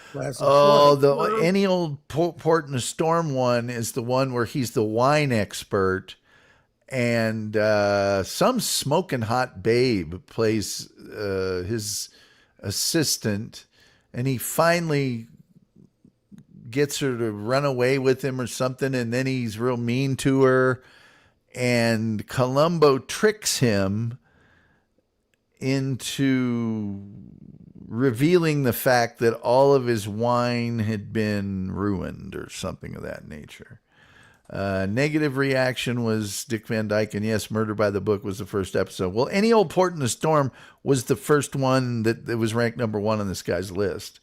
This says, I was liveful, says, happy birthday, Tom. Well, thank you. I appreciate that. And by the way, everyone, the link is up. It's pinned to the top of the thing here if you're interested. I was liveful says, is this live? I have no idea. What the heck was that? A Joker on a snow sled or something? Dog sled? It's something on a... I don't know. Is it a cat? I can't tell what it is. Mouse? A mouse or what the heck is in the front? Something with ears. There's a heart. He's showing me now, but pick out it's like a knife or a candle or something. It looks like a knife, a couple of knives maybe or something. It's on a snow sled. Rumple Old Trenchcoat says, you're thinking of prescription murder as far as running away with the hottie, and Columbo fooled the killer into thinking his mistress was dead to get the killer to badmouth her so she'd squeal on him. No, I'm thinking of the Donald Pleasant one. He propositioned the Donald Pleasant one about the wine. He propositioned some chick, and there was a discussion of who would be in charge, or she wanted some sort of control.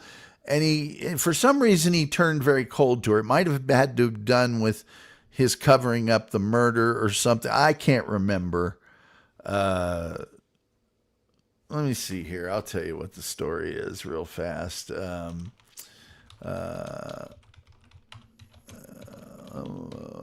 old port in a it's Any Old Port in a Storm. And the Chicky Poo in that one, the little guest star Chicky Poo, is Julie Harris. It's Julie Harris. Columbo, I think, even goes to her apartment. Columbo goes to her apartment. And also, the brother in it is one of my favorites from... Is that the one where she calls him and he says, don't panic? I don't know. But it's from... Columbo's gone over and has asked her questions. You made me forget it. It's the science fiction show where everybody gets shrunk down. Oh, well, now that could be one of 2 different shows. It's TV show. Land of the Giants. Lands of the Giants. Gary Conway is in it. Let's see. Oh, they fly first class on that big plane with the piano being played and Any Port in the Storm. Let's see here. He propositions her kind of out in the car. But anyway, I'm not telling anything to Rumpled Trenchcoat that he doesn't already know. Important storm. Columbo made Pleasance realize his wine was all spoiled because he cut off the AC in the wine cellar. Yeah, that's it. Oh, here he is. Here he is. He'll set us straight here.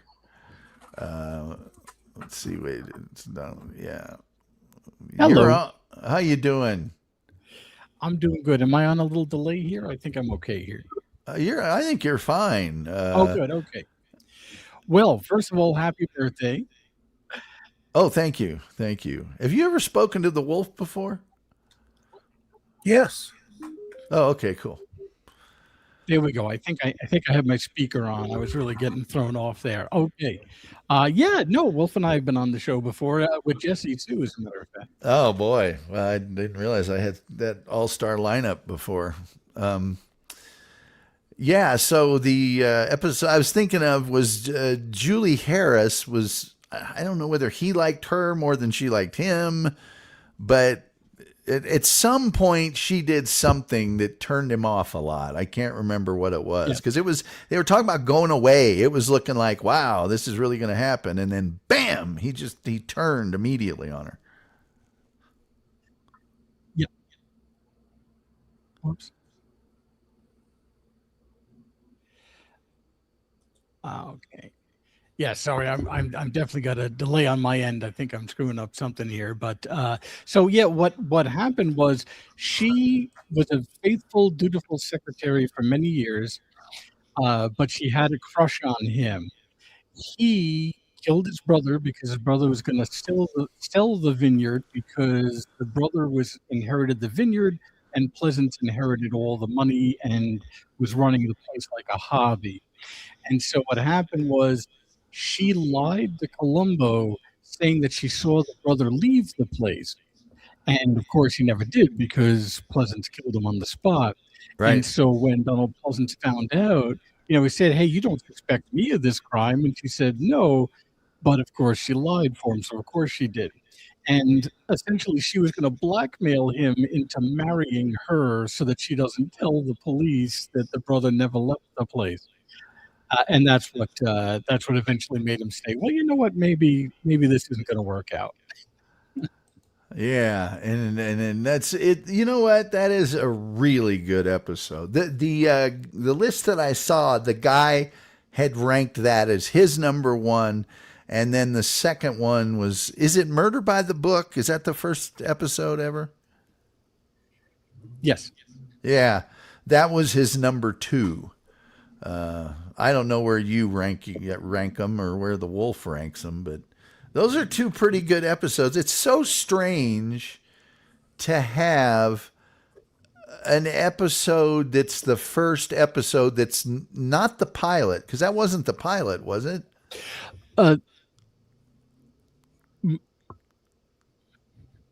Right. No, you're right. Technically wasn't the pilot. It was the first episode, but they actually had two pilots. They had Prescription Murder, and then they had Ransom for a Dead Man, which was also really good. Well, sometimes a pilot will be a favorite episode of people because they put so much into it, and it sometimes is a TV movie, so it's bigger in scale and everything to a TV series. Sometimes.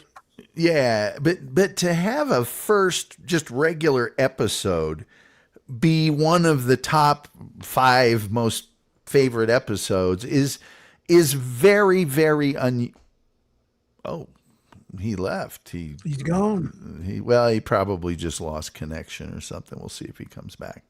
But it's very rare for a very first episode like that to be so highly rated, because the first episode of a show has to do a lot of heavy lifting in terms of establishing who the character is, establishing who all the other characters are, and all of that other stuff. And also, a show doesn't kind of get into the swing of things until 5 or 10 episodes in, when they find out, what really do the fans like, what's popular about a show.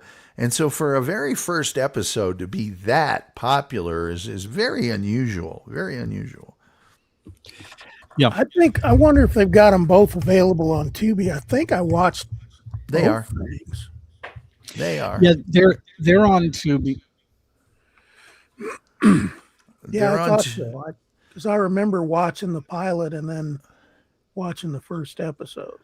The thing about Tubi, the only thing I don't like about them having the episodes is that they have done a horrible job of linking directly to Rumpled Trenchcoat, a Columbo podcast, to every episode.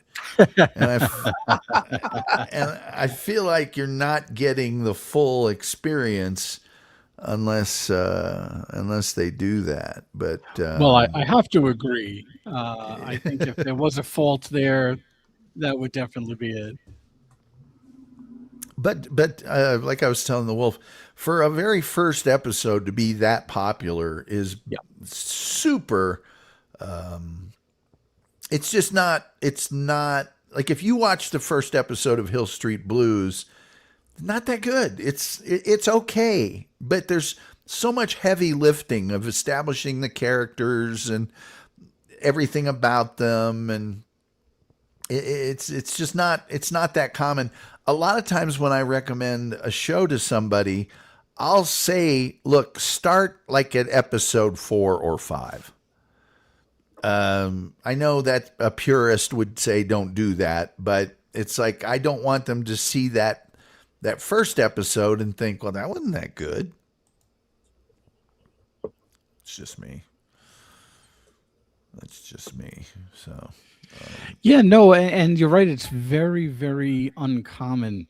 I think because they did have essentially 2 full-length movies to get it right. Yeah. In Prescription Murder, he was close, but he still had combed hair. He carried the coat around, but never wore it. By Ransom for a Dead Man, he was almost exactly as we expect to see him. And then they could then hit the ground running with Murder by the Book. And so, that was really, there's a good reason why it's, first of all, it was directed by Steven Spielberg, so that couldn't have hurt. Yeah. And second of all, they just put a lot of thought and all of their energy into it. So it's not a surprise. That's the one I tell people if they're interested or if they want to know, hey, is Columbo for me? That's the episode I usually tell them, watch that. Because if they like it, then it's worth exploring more. If they don't like that, they're probably just not going to like Columbo. Yeah. Yeah. Well, and you've got the guest star kind of makes the episode sometimes in Columbo. Oh, yes. And the charming rat of Jack Kennedy is and then, taken from us too soon, Barbara Colby, that's probably her best performance ever in anything. Yeah. I know she was on, was it Phyllis that she was on briefly? But that she's amazingly good in that episode. And Martin Milner's great. The short amount of time he's on screen, but it really is good. What's going on with Rumpled Trenchcoat? Have you had the Trenchies yet, or what are you going to call them again? I think we're going to call them the Folkies. I think that's what we decided on. Yes, we are. I'm just still trying to get the whole hang of this live broadcast stuff. So I've been experimenting and it's gone about as well as Yucca Flats. So I'm just trying to work on trying to do a little bit, get a better sense of what I'm doing, and also find a time for my sister so that we can obviously have the time to do that together. I did just release on SoundCloud. I haven't done it to YouTube yet, but for the audio version, I did release Candidate for Crime, which had Jackie Cooper as the senator. Oh, wow.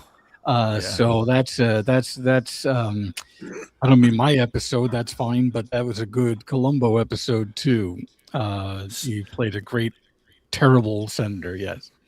So you could actually do the show pre-recorded, and then sort of cut it up into chunks and play those video chunks, and then just pop in once in a while with people's comments and things. There's ways to do it, but I am confident you'll be able to do that. And I know people would just be thrilled to hear your guys the Falkies. See, William Lincoln, Dick Levinson were brilliant, says Wade Kurtz. Both Columbo and Murder, She Wrote. They wrote 3 of the best made for TV mystery movies, include the very best Murder by Natural Causes. Yep, that was excellent.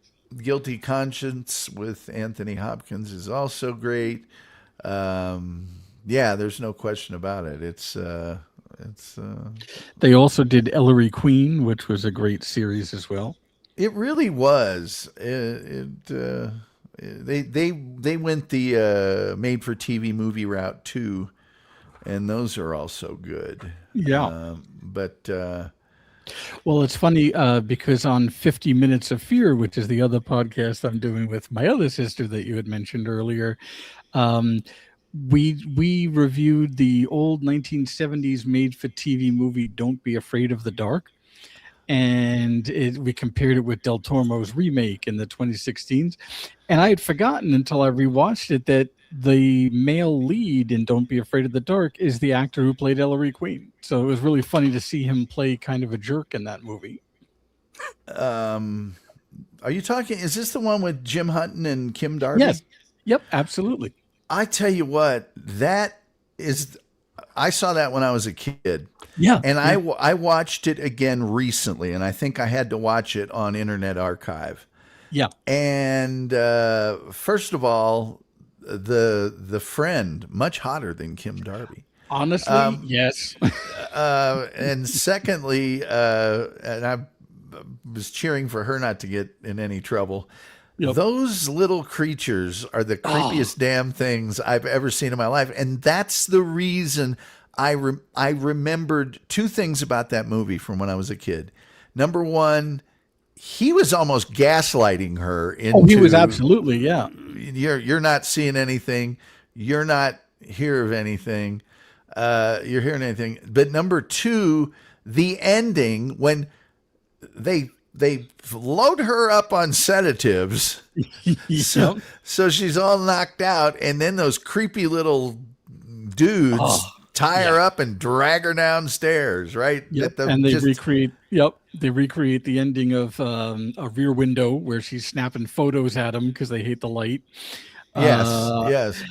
And they drag her down, and I was not expecting a movie on TV to have a completely unhappy ending. It was a devastating ending. Oh God, yes. They won. The bad guys won. Yeah, I think that's on YouTube now. Well, it's on YouTube for $4. I had to pay to watch it because I was going to review it on my sister's show. It's for about $4 you can watch it. It's free on Internet Archive. But Tom, I should have gone there first. I unironically love your stories of when you worked in Canada and drove around Ontario and such. If you burn out on the TV talk, you should move into that. I'll get right on that, man. I recently watched, and I watched the ending a couple of times. I'm like, oh my God, this is just awesome. I mean, this is just awful. And I too was like, this is a TV movie, and the girl that was the hero through the whole thing, you think she's gonna pull. Oh my God! And William Demarest. Yeah, Demarest is the. Down in that basement. You better watch this. Bad things is going on there. Can you show us? Let me put these things away. And well, if you hadn't have put the things away, you'd have been there in time to save her. What the hell's going on there? Or if you didn't leave his toolbox there in the first place. Yeah. Yeah, exactly. It's just, you know what movie we're talking about, Wolf? Yeah, I'm saying it's on YouTube now. I didn't watch it, but I've seen it. Yeah, I knew you would find those little creatures pervish. Oh, little walnut-headed bastards. Those little that they had to build big sets for because they were actually real people dressed up in costumes and stuff. It was great. And I have mentioned that to a lot of people that don't remember it at all, or they don't remember it till I say, no, there's these little guys that look like, their feet are like the slipper feet and they got pointy heads. And, oh, yeah, I remember that.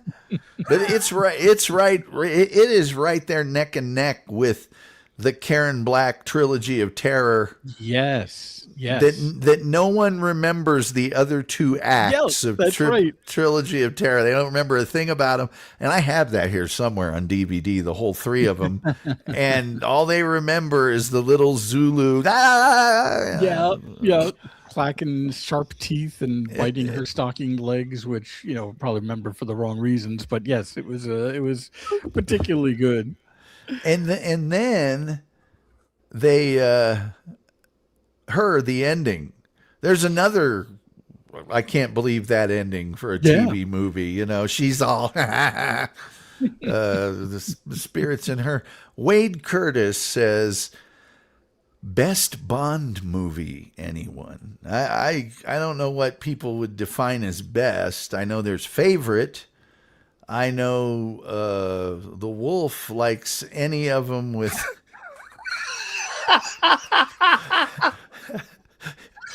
With what is his name, C.J. Pepper or whatever. He'll do it. He's got the fastest boat on the whole damn river. Oh, Live and Let Die. Yeah. Well, there's two of them. Well, I didn't know he was in another one. I didn't know that. He's in Live and Let Die, and he's in Man with the Golden Gun. Oh, that's great. Okay. He sees him over in Thailand. That's that secret agent or whatever he said. Wolf knows every one of his lines. Pepper. Chef Pepper. Yeah, he's. That's great.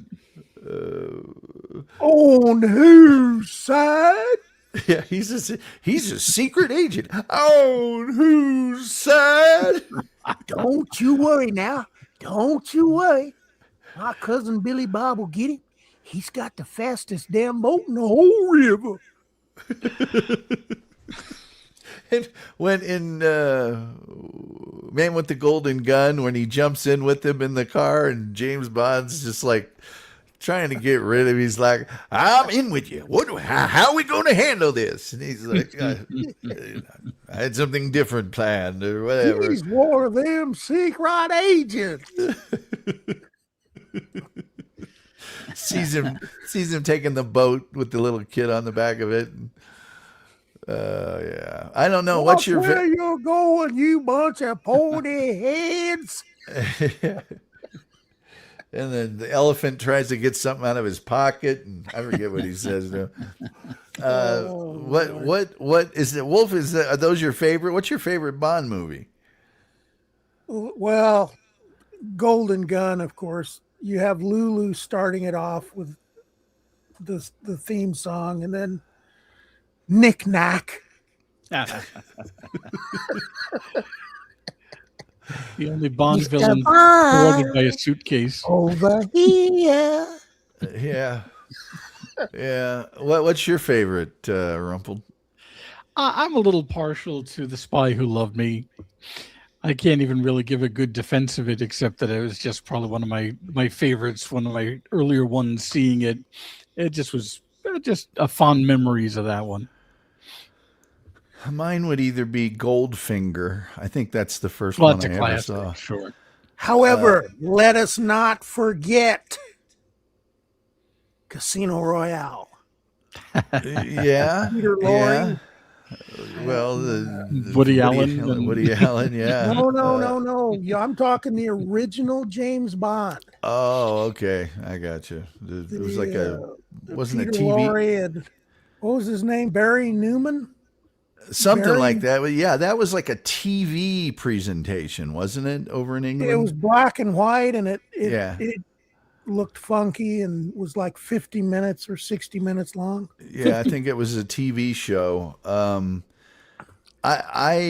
love the Goldfinger, and I probably just is the first one I saw, and that was the first, I think, Barry Bond Nelson movie. was his name. I think that was the Goldfinger was the first Bond movie that had tons of gadgets in it. The Dr. Note had some gadgets in it, but that was the one with the car and the ejector seat and a lot of other stuff.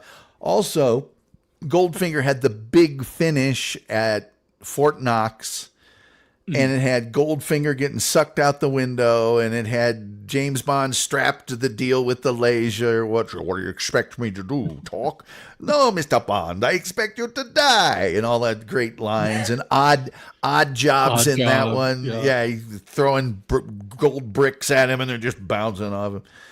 But the Daniel Craig movie Skyfall, I like a couple of the Daniel Craigs. The one with Eva Green in it is great.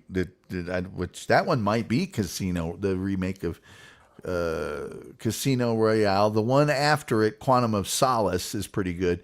But Skyfall, the one where they actually go back to his family's place in Scotland, that's the one where he starts off and he's like washed up. They don't even want him in the service anymore and stuff, but they have to have him back, and he gets back in shape and all that. I kind of like those two, but if I had to pick one, it would be Goldfinger. Let's see. Wade Curtis says, hard to say, but I love Goldfinger, From Russia with Love, and The Man with the Golden Gun are great.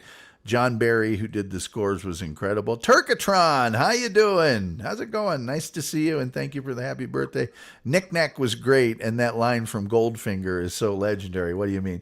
No, I expect you to die. Also, Goldfinger was the one with Pussy Galore, and I think that really got them in the habit of naming their female. Yeah. You know, it wasn't exactly subtle, that one. Yeah, that one is not subtle at all. And then people forget, and you can't go to sleep on this one. People completely forget about On Her Majesty's Secret Service. And the reason they do it is because George Lazenby is only in one Bond movie. But a lot of hardcore Bond fans, that's their favorite James Bond movie for some reason. And there is an absolutely incredible documentary narrated by George Lazenby about George Lazenby. I think it might be on Hulu. If you get a chance, see it. It's one of the best documentaries ever. It's really good. It tells all of the sort of stories of him getting that job, because he was a model. He'd never acted before. And then the movie comes out. It's a huge success. He's a huge success. And he goes, nah, I don't want to do any more of these Bond movies. So. Yeah, I had heard that he had gotten some very bad advice from somebody who thought that Bond movies were on their way out. And so he wanted to perhaps do some more hipper 60s style type of things, but I'll have to watch the documentary to get the full story on that. He, I think, had gotten sick of being James Bond. He very quickly, decided, man, I don't want any part of this. Let's see, Lazenby documentary. It's called Becoming Bond. And it was made in 2017. You can watch it on Hulu. It is really, really good. It's super entertaining. It's funny. It's got a lot of backstories that are great. Let me see here. I also love this interview with Roger Moore yesterday about the Saint and some other stuff. It was on 20, because I subscribed to 21st Century's channel on YouTube, the puppets and all that, Jerry Anderson, and he was on there. I was going to send it to you, Tom, but I figured you probably already saw it. No, this was like 20. Well, I think I saved it, but it's like 2018 or 19 or no, it was after that, because it's not too many years before he passed away. Which was what was it, last year, the year before? Jerry and Sylvia Anderson. Yeah. Wade Curtis says, I also love the first 3 Bronson films as well. Pierce Brosnan, I'm assuming. Brosnan. GoldenEye is one of the best, and yes, I still defend Tomorrow Never Dies and the World Is Not Enough. I don't know how you guys feel about it, but to me, other than the first couple Sean Connery movies, the Bond that was most like the Bond in the books, you know, the Ian Fleming wrote, was Timothy Dalton. You know, Sure it wasn't Barry Nelson? I'm pretty sure. No, that one was all the torturing and stuff that's in the books. Well, it was in that first one. It's not so much the torturing as it is, and you know, Barry Nelson was only on screen for 50 minutes. Yeah, but it was a good 50 minutes. James Bond, they forget, and you really forgot during the Roger Moore years. James Bond, #1, is a killer.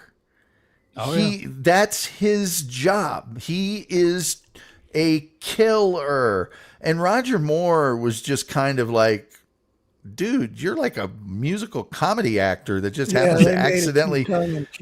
Yeah, I mean, and now, except for J.W. Pepper. Well, you know, Connery at the beginning, you know, that was part of it, but Timothy Dalton, you know, he wasn't all, let me sleep with this girl, let me drink this martini, let me do this grandiose thing. That was the big thing about it, was I'm here to kill people. You know, I'm not necessarily have to, but that's what I'm doing. That's what he's licensed for. Yeah. The way he hustled his way, this is Lazenby, into that role is wild. Then he let hippies get in his ear, told him the suits and clean cuts were over, so he showed up to the premiere looking like a damn hippie. He did. He looked like he had a big beard and the long hair. You can't be James Bond and look like a hippie hobo. Well, you really can't. I don't recall any of them looking that way, but hobo. Hippie hobo. Yeah. Rumpled, have you happened upon any shows or anything lately that you really like? New stuff? Oh, I have to say, not necessarily shows, but I just saw the movie Presence. If you're looking for a really great kind of ghost story told in an unusual way, definitely well worth your watch. Have you seen the movie called Obsession?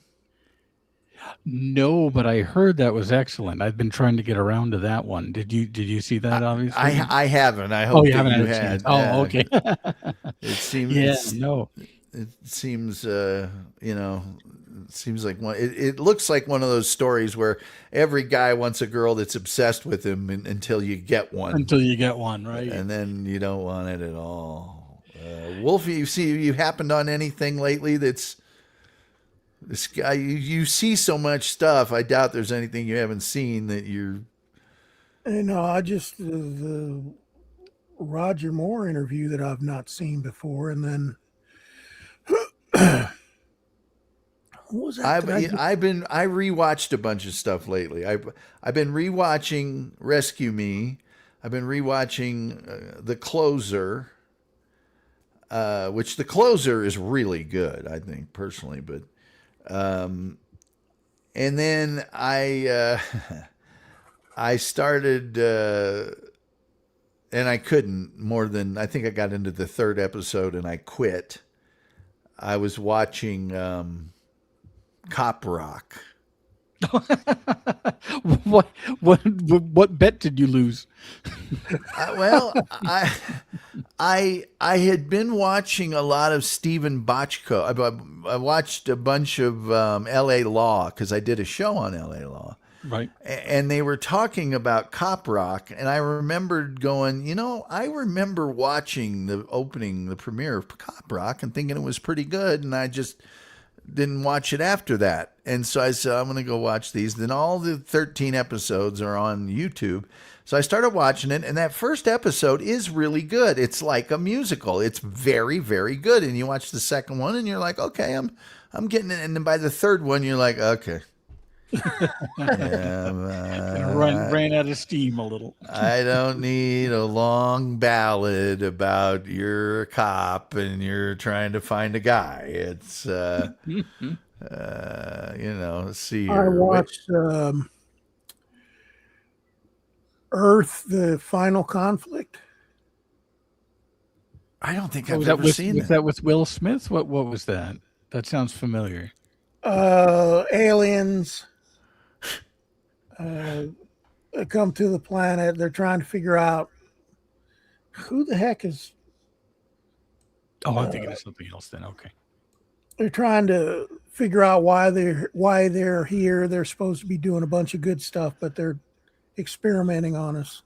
And that was probably came about because of V and what was the other show where they were cops? One of them was an alien. Oh yeah. I know what you're talking. Enemy Mine, was that? No. He's thinking of the one that in the movie James Caan. Yeah, and was with the egg-headed guy that blotches on his. And they drank. Like a TV version of that with the. I remember the TV version of it. It was pretty good. And then they drank spoiled milk to get drunk or something like that. It was weird. Yeah, that's right. That got him drunk. Yeah. This is sort of in that period of time, and like V, there's the underground that's trying to cause issues because they don't believe they're who they say they are, that they're here because they say they're here for we alien. I think it was about you humans. Tim Jenkins says it's Alien Nation, wasn't it? I think maybe that was it. What it was called. Yeah. Wade Curtis says Timothy Dalton is underrated. The first 10 minutes of License to Kill was so cheesy and bad, but beyond that, it's great. The chick is the most beautiful one, too. The bad guy and Benicio del Toro were great. Obsession by De Palma. No, not that Obsession. It's a new movie called Obsession. Get Smart was fun. Yes, it was. Oh yeah. We did a show on that one and Get Smart. Hey, I got a great question for you two guys, and I have strong feelings about this. And this is a show that I have recommended to The Prisoner. No, I do have strong feelings about that. But this is a show that I've read about blazers with white trim. And I have a strong feeling. I will not be spindled, folded, filed. But I've recommended this show to Rumpled if he ever gets done with Columbo. I just really feel like you and your sister will love this show. And that is... No, and it's a show that the Wolf I know loves, and that is the Rockford Files. Oh, sure. Yeah, no, I love the Rockford Files. And they are remaking it, and I just want to jump off of a building. Why would they do that? No. Yeah, exactly. And you know who is going to be Rockford? The guy who is the star of Angel. The vampire TV show. Remember? First of all, he's probably too handsome. Like Rockford is more of a rugged handsome as opposed to a pretty boy handsome. Yes. And also David something. David Bresbois or David let's see, what's his name? David Boreanaz. And probably he has he was in that thing where he was it's supposed to be an FBI agent and she was a forensic. Yeah. It was this TV show Bones. And let me just be clear. I don't dislike that guy. I think he's fine and he's good in a lot of things, but he can't ain't remake Rockford he Files. ain't That would be Rockford. like starting Frank Cannon again or something. Yeah, he ain't Come on. Rockford. Rockford, even Ryan Reynolds is too broad for Rockford. You got to have somebody that plays drama that's got a humorous aspect to them. That just nobody else can do it that I can think of. You know, it's like the dude from Better Call Saul. Odenkirk, right? Yeah, Bob Odenkirk. Yeah. He's too hacky to be Rockford, but he has the con man part down. It's just you're just not gonna find anybody. And I know a lot of people that love Rockford. They're going, I'm going to give it a chance, and I hope it's really good. And it's like, no. You know, there's certain things. It's like when they tried to remake Magnum. It's like, or Hawaii 5-0. Why don't you just start? Well, Hawaii 5-0, I didn't mind as much because they did almost a complete reboot.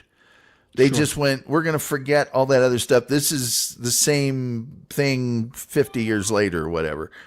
But Rockford is Rockford. You know, I mean, you just can't redo it. It's not going to work. Why don't you just make a brand new show? Well, that's my whole point. We actually had this discussion when my sister and I were on talking about Columbo, and people kept talking about remaking. And it's like, no, just make it your own thing. Make another show about a con man tough guy, and that would be great. Those actors. You can. Yeah, and people have been talking about it, and I guess some trailers come out, and there might have been some early scenes and things linked, and I just said, I can't wait to not watch that. I want it to crash and burn so hard. Yeah. There are very few Jim Garners in the world of entertainment. Somebody that is almost innately likable, that can play hard drama and can play comedy. Right. And can play what's in between. And also somebody that he was the first detective on TV anyway, that when he hit somebody, it hurt his hand. Yeah. They humanized him. And he would get beat up once in a while. He got beat up all the time. Yeah. And, but he could also kick a little ass too. Well, it just kind of depended. But listen, Rockfish. I mean, he too much with Grady. and who's going to be Angel? See, the beauty of the Angel character. Yeah, go ahead. Oh no, I was just agreeing with you that you know, you need somebody. Not only do you need for the lead somebody who you could believe would be a detective, but also be able to do the drama with comedy, but you also need a really wonderful weasel that can just get under your skin for no good reason. And Becker. How are you going to replace Becker? Yeah. And also Beth, who's going to be Beth, you know, but as far as the beauty of Angel's character was, it kept Rockford in all of his Jimmy Joe Meeker character and all that.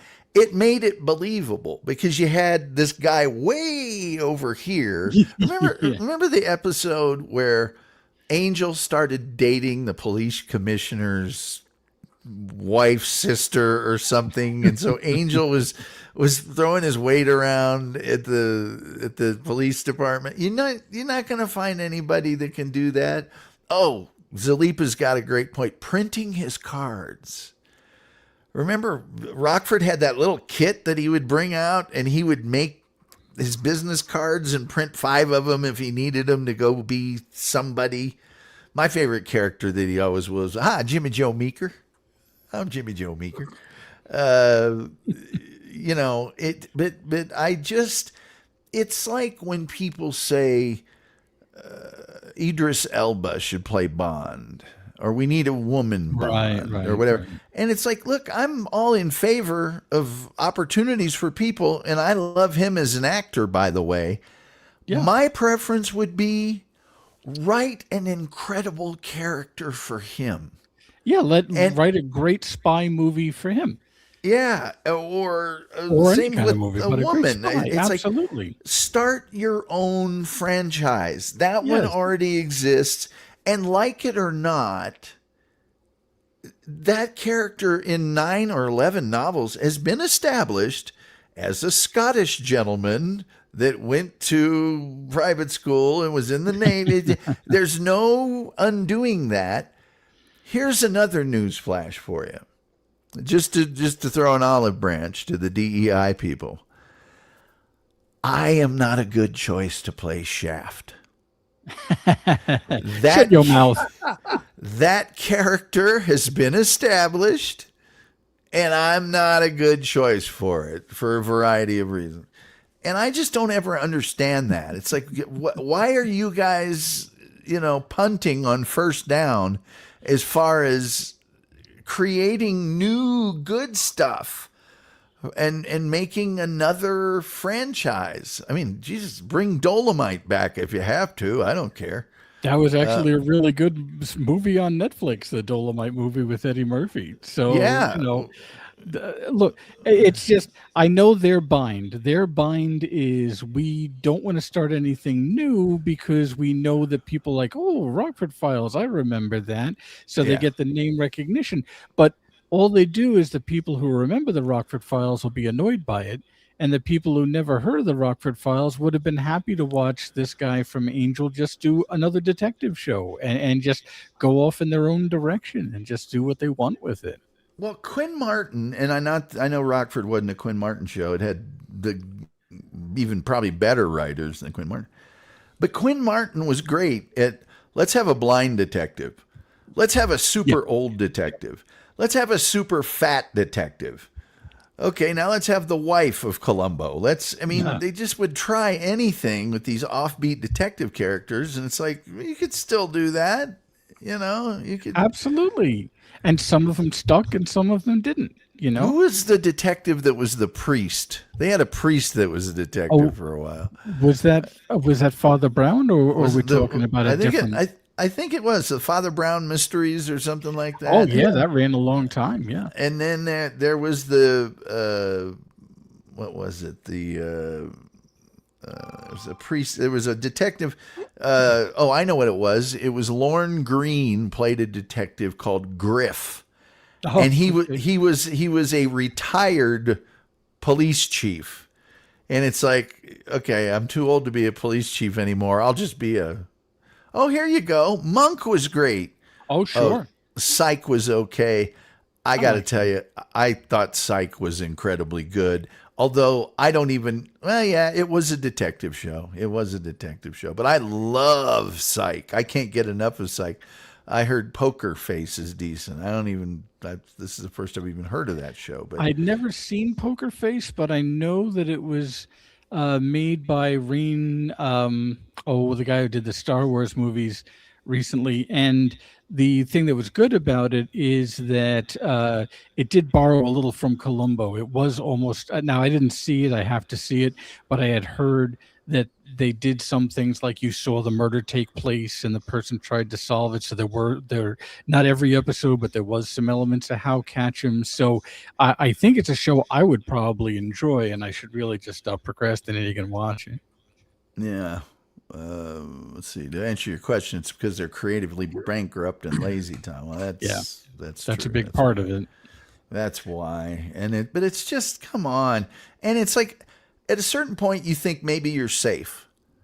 Like Columbo's got to be safe. That's been 40 or 50 years. Nope. See, Rian Johnson. That's the one. Okay. Yeah, far from Star Wars. Well, it's like when J.J. Abrams got near Star Trek. Yeah. And suddenly Spock and Kirk knew each other at Starfleet Academy. It's like, no. Stop it with that. Yeah. Stop it. Anyway, well, Well, anyway, I probably should end this show. I've been going for 4 hours now. And it's my birthday. I've got pulled pork to enjoy. And Oh, well, please enjoy that. And I did want to just hop on and wish you a happy birthday. And, you know, it might as well be a bat signal when you start talking Columbo in the chat. So I think it was probably inevitable that I would try and hop on. well, I gotta tell you, from everybody, please let us know when the Falkies are, because I absolutely will. I think, and I'm telling you right now, you need to bribe Psych or someone, and if the live broadcast portion of it is an issue, get them to produce it.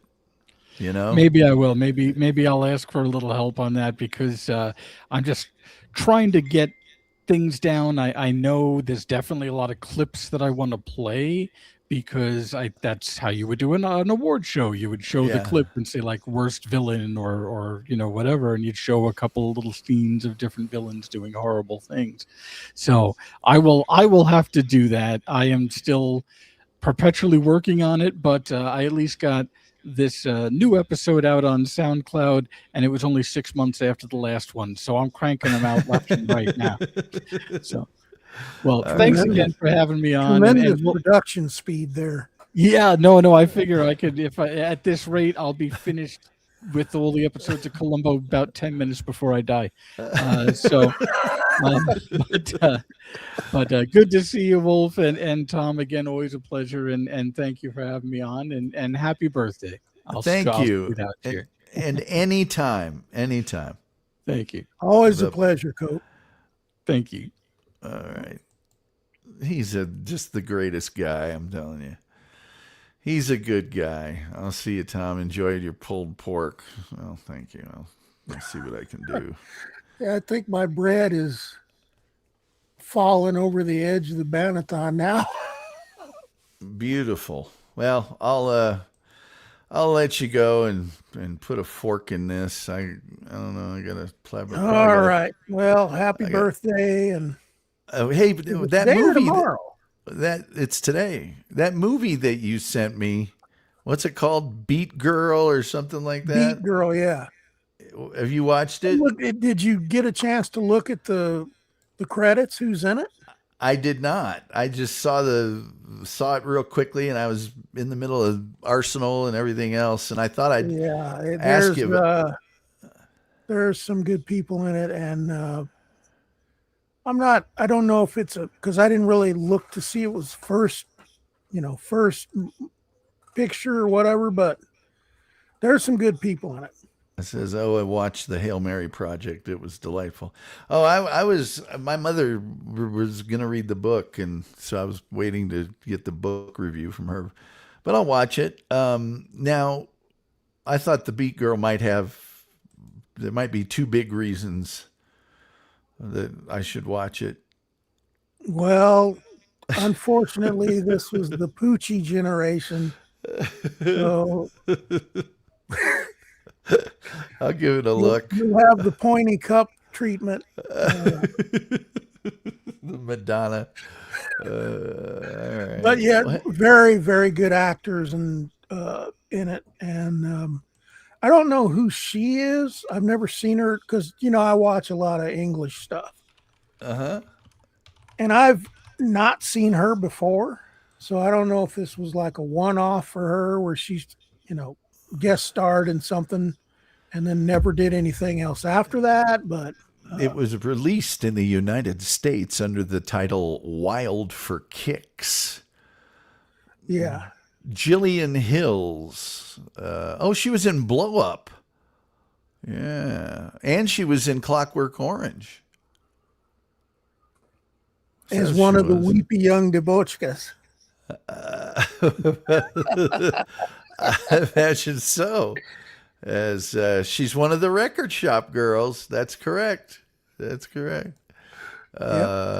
see. But first role of British pop idol Adam Faith and actor Peter McInerney. Keep going. Oliver Reed is in a small role. Features Christopher Lee as well. There you and are. Nigel Green as strip joint operator. Oh, I gotta watch this. Yeah. I gotta watch this. I might watch this evening on my big screen. Yeah, I thought you might have a little interest in it. Oliver Reed's character is named Plaid Shirt, so I gotta watch it. By the way, I'll send you the Roger Moore interview, and there's a bit about Oliver Reed in it. Oh, I'll bet he's Oliver Reed. They worked together, and Roger Moore said he pulled him aside and said, "You will not disrupt this film. You will not, blah, blah, blah, blah." Yeah. And he said at the end of it, he was really a nice chap, one of those deals where he read the riot act to him, and then he stayed sober, and what his rep is. Oh God, yes. God, Yeah. yes. Guy was in every bar fight you could possibly find. He had to get into it. Yeah. Oh yeah. Enjoyed a drink or two. Yep. Anyway, thanks for being on, Wolf. Good seeing you. Thanks for having me, and enjoy that pulled pork. I'm thinking about that now. That was one of the highlights of my hospital stay. Was that? Oh, that's right. Yes. The restaurant in Scripps Hospital was fabulous pulled pork. I mean, fabulous with this pretzel bun. Oh my gosh. I can't. They were like, what? Because I told them, I said, this is not going to be enough for me. And she says, well, the way you can get around that is you can order between meals. So I would order breakfast, and I would order a snack between breakfast and lunch, and then I did that. I know. So I pulled porked it up every day. They had that place had such good food. It's ridiculous. I didn't actually look at the cost of it, but it had to be astronomical. You're in La Jolla, you're in Scripps Hospital, and you're getting great food. Yeah. So, yeah. All right, man. Well, we'll talk to you later. All right. Take her easy. Let me figure out how to get out of here now. I got you covered. I got you covered. Anyway, that's going to do it for today. I don't know what I'll do for tomorrow. I'll do something. And thanks to everybody who wished me a happy birthday. Thank you especially to the Wolf for coming on, Jesse P.S. for coming on, Terry Nee, Rumpled Trenchcoat, Nick from Fort Wayne, the Queen City, Crappy at Life, Sober as a Judge, Ja Crispy Vivo, and Jeremy Schillinger for their kind super chat donations. With all that being said, Arsenal is lost. I have to go console myself with pulled pork and potato salad. And I think the only thing left to say is, till next time, as I try to pull up the thing here. Till next time, we'll see you next time.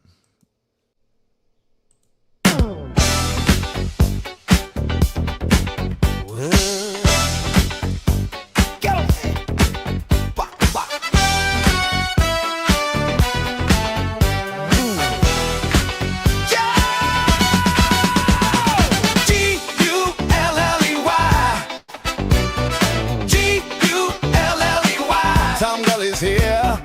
G-U-L-L-E-Y. He's here to stay. G-U-L-L-E-Y. The Golly guarantee. That's what the people need. We're all here to see Tom Gulley. G-U-L-L-E-Y. G-U-L-L-E-Y. Tom Gulley's here. G-U-L-L-E-Y. He's here to stay.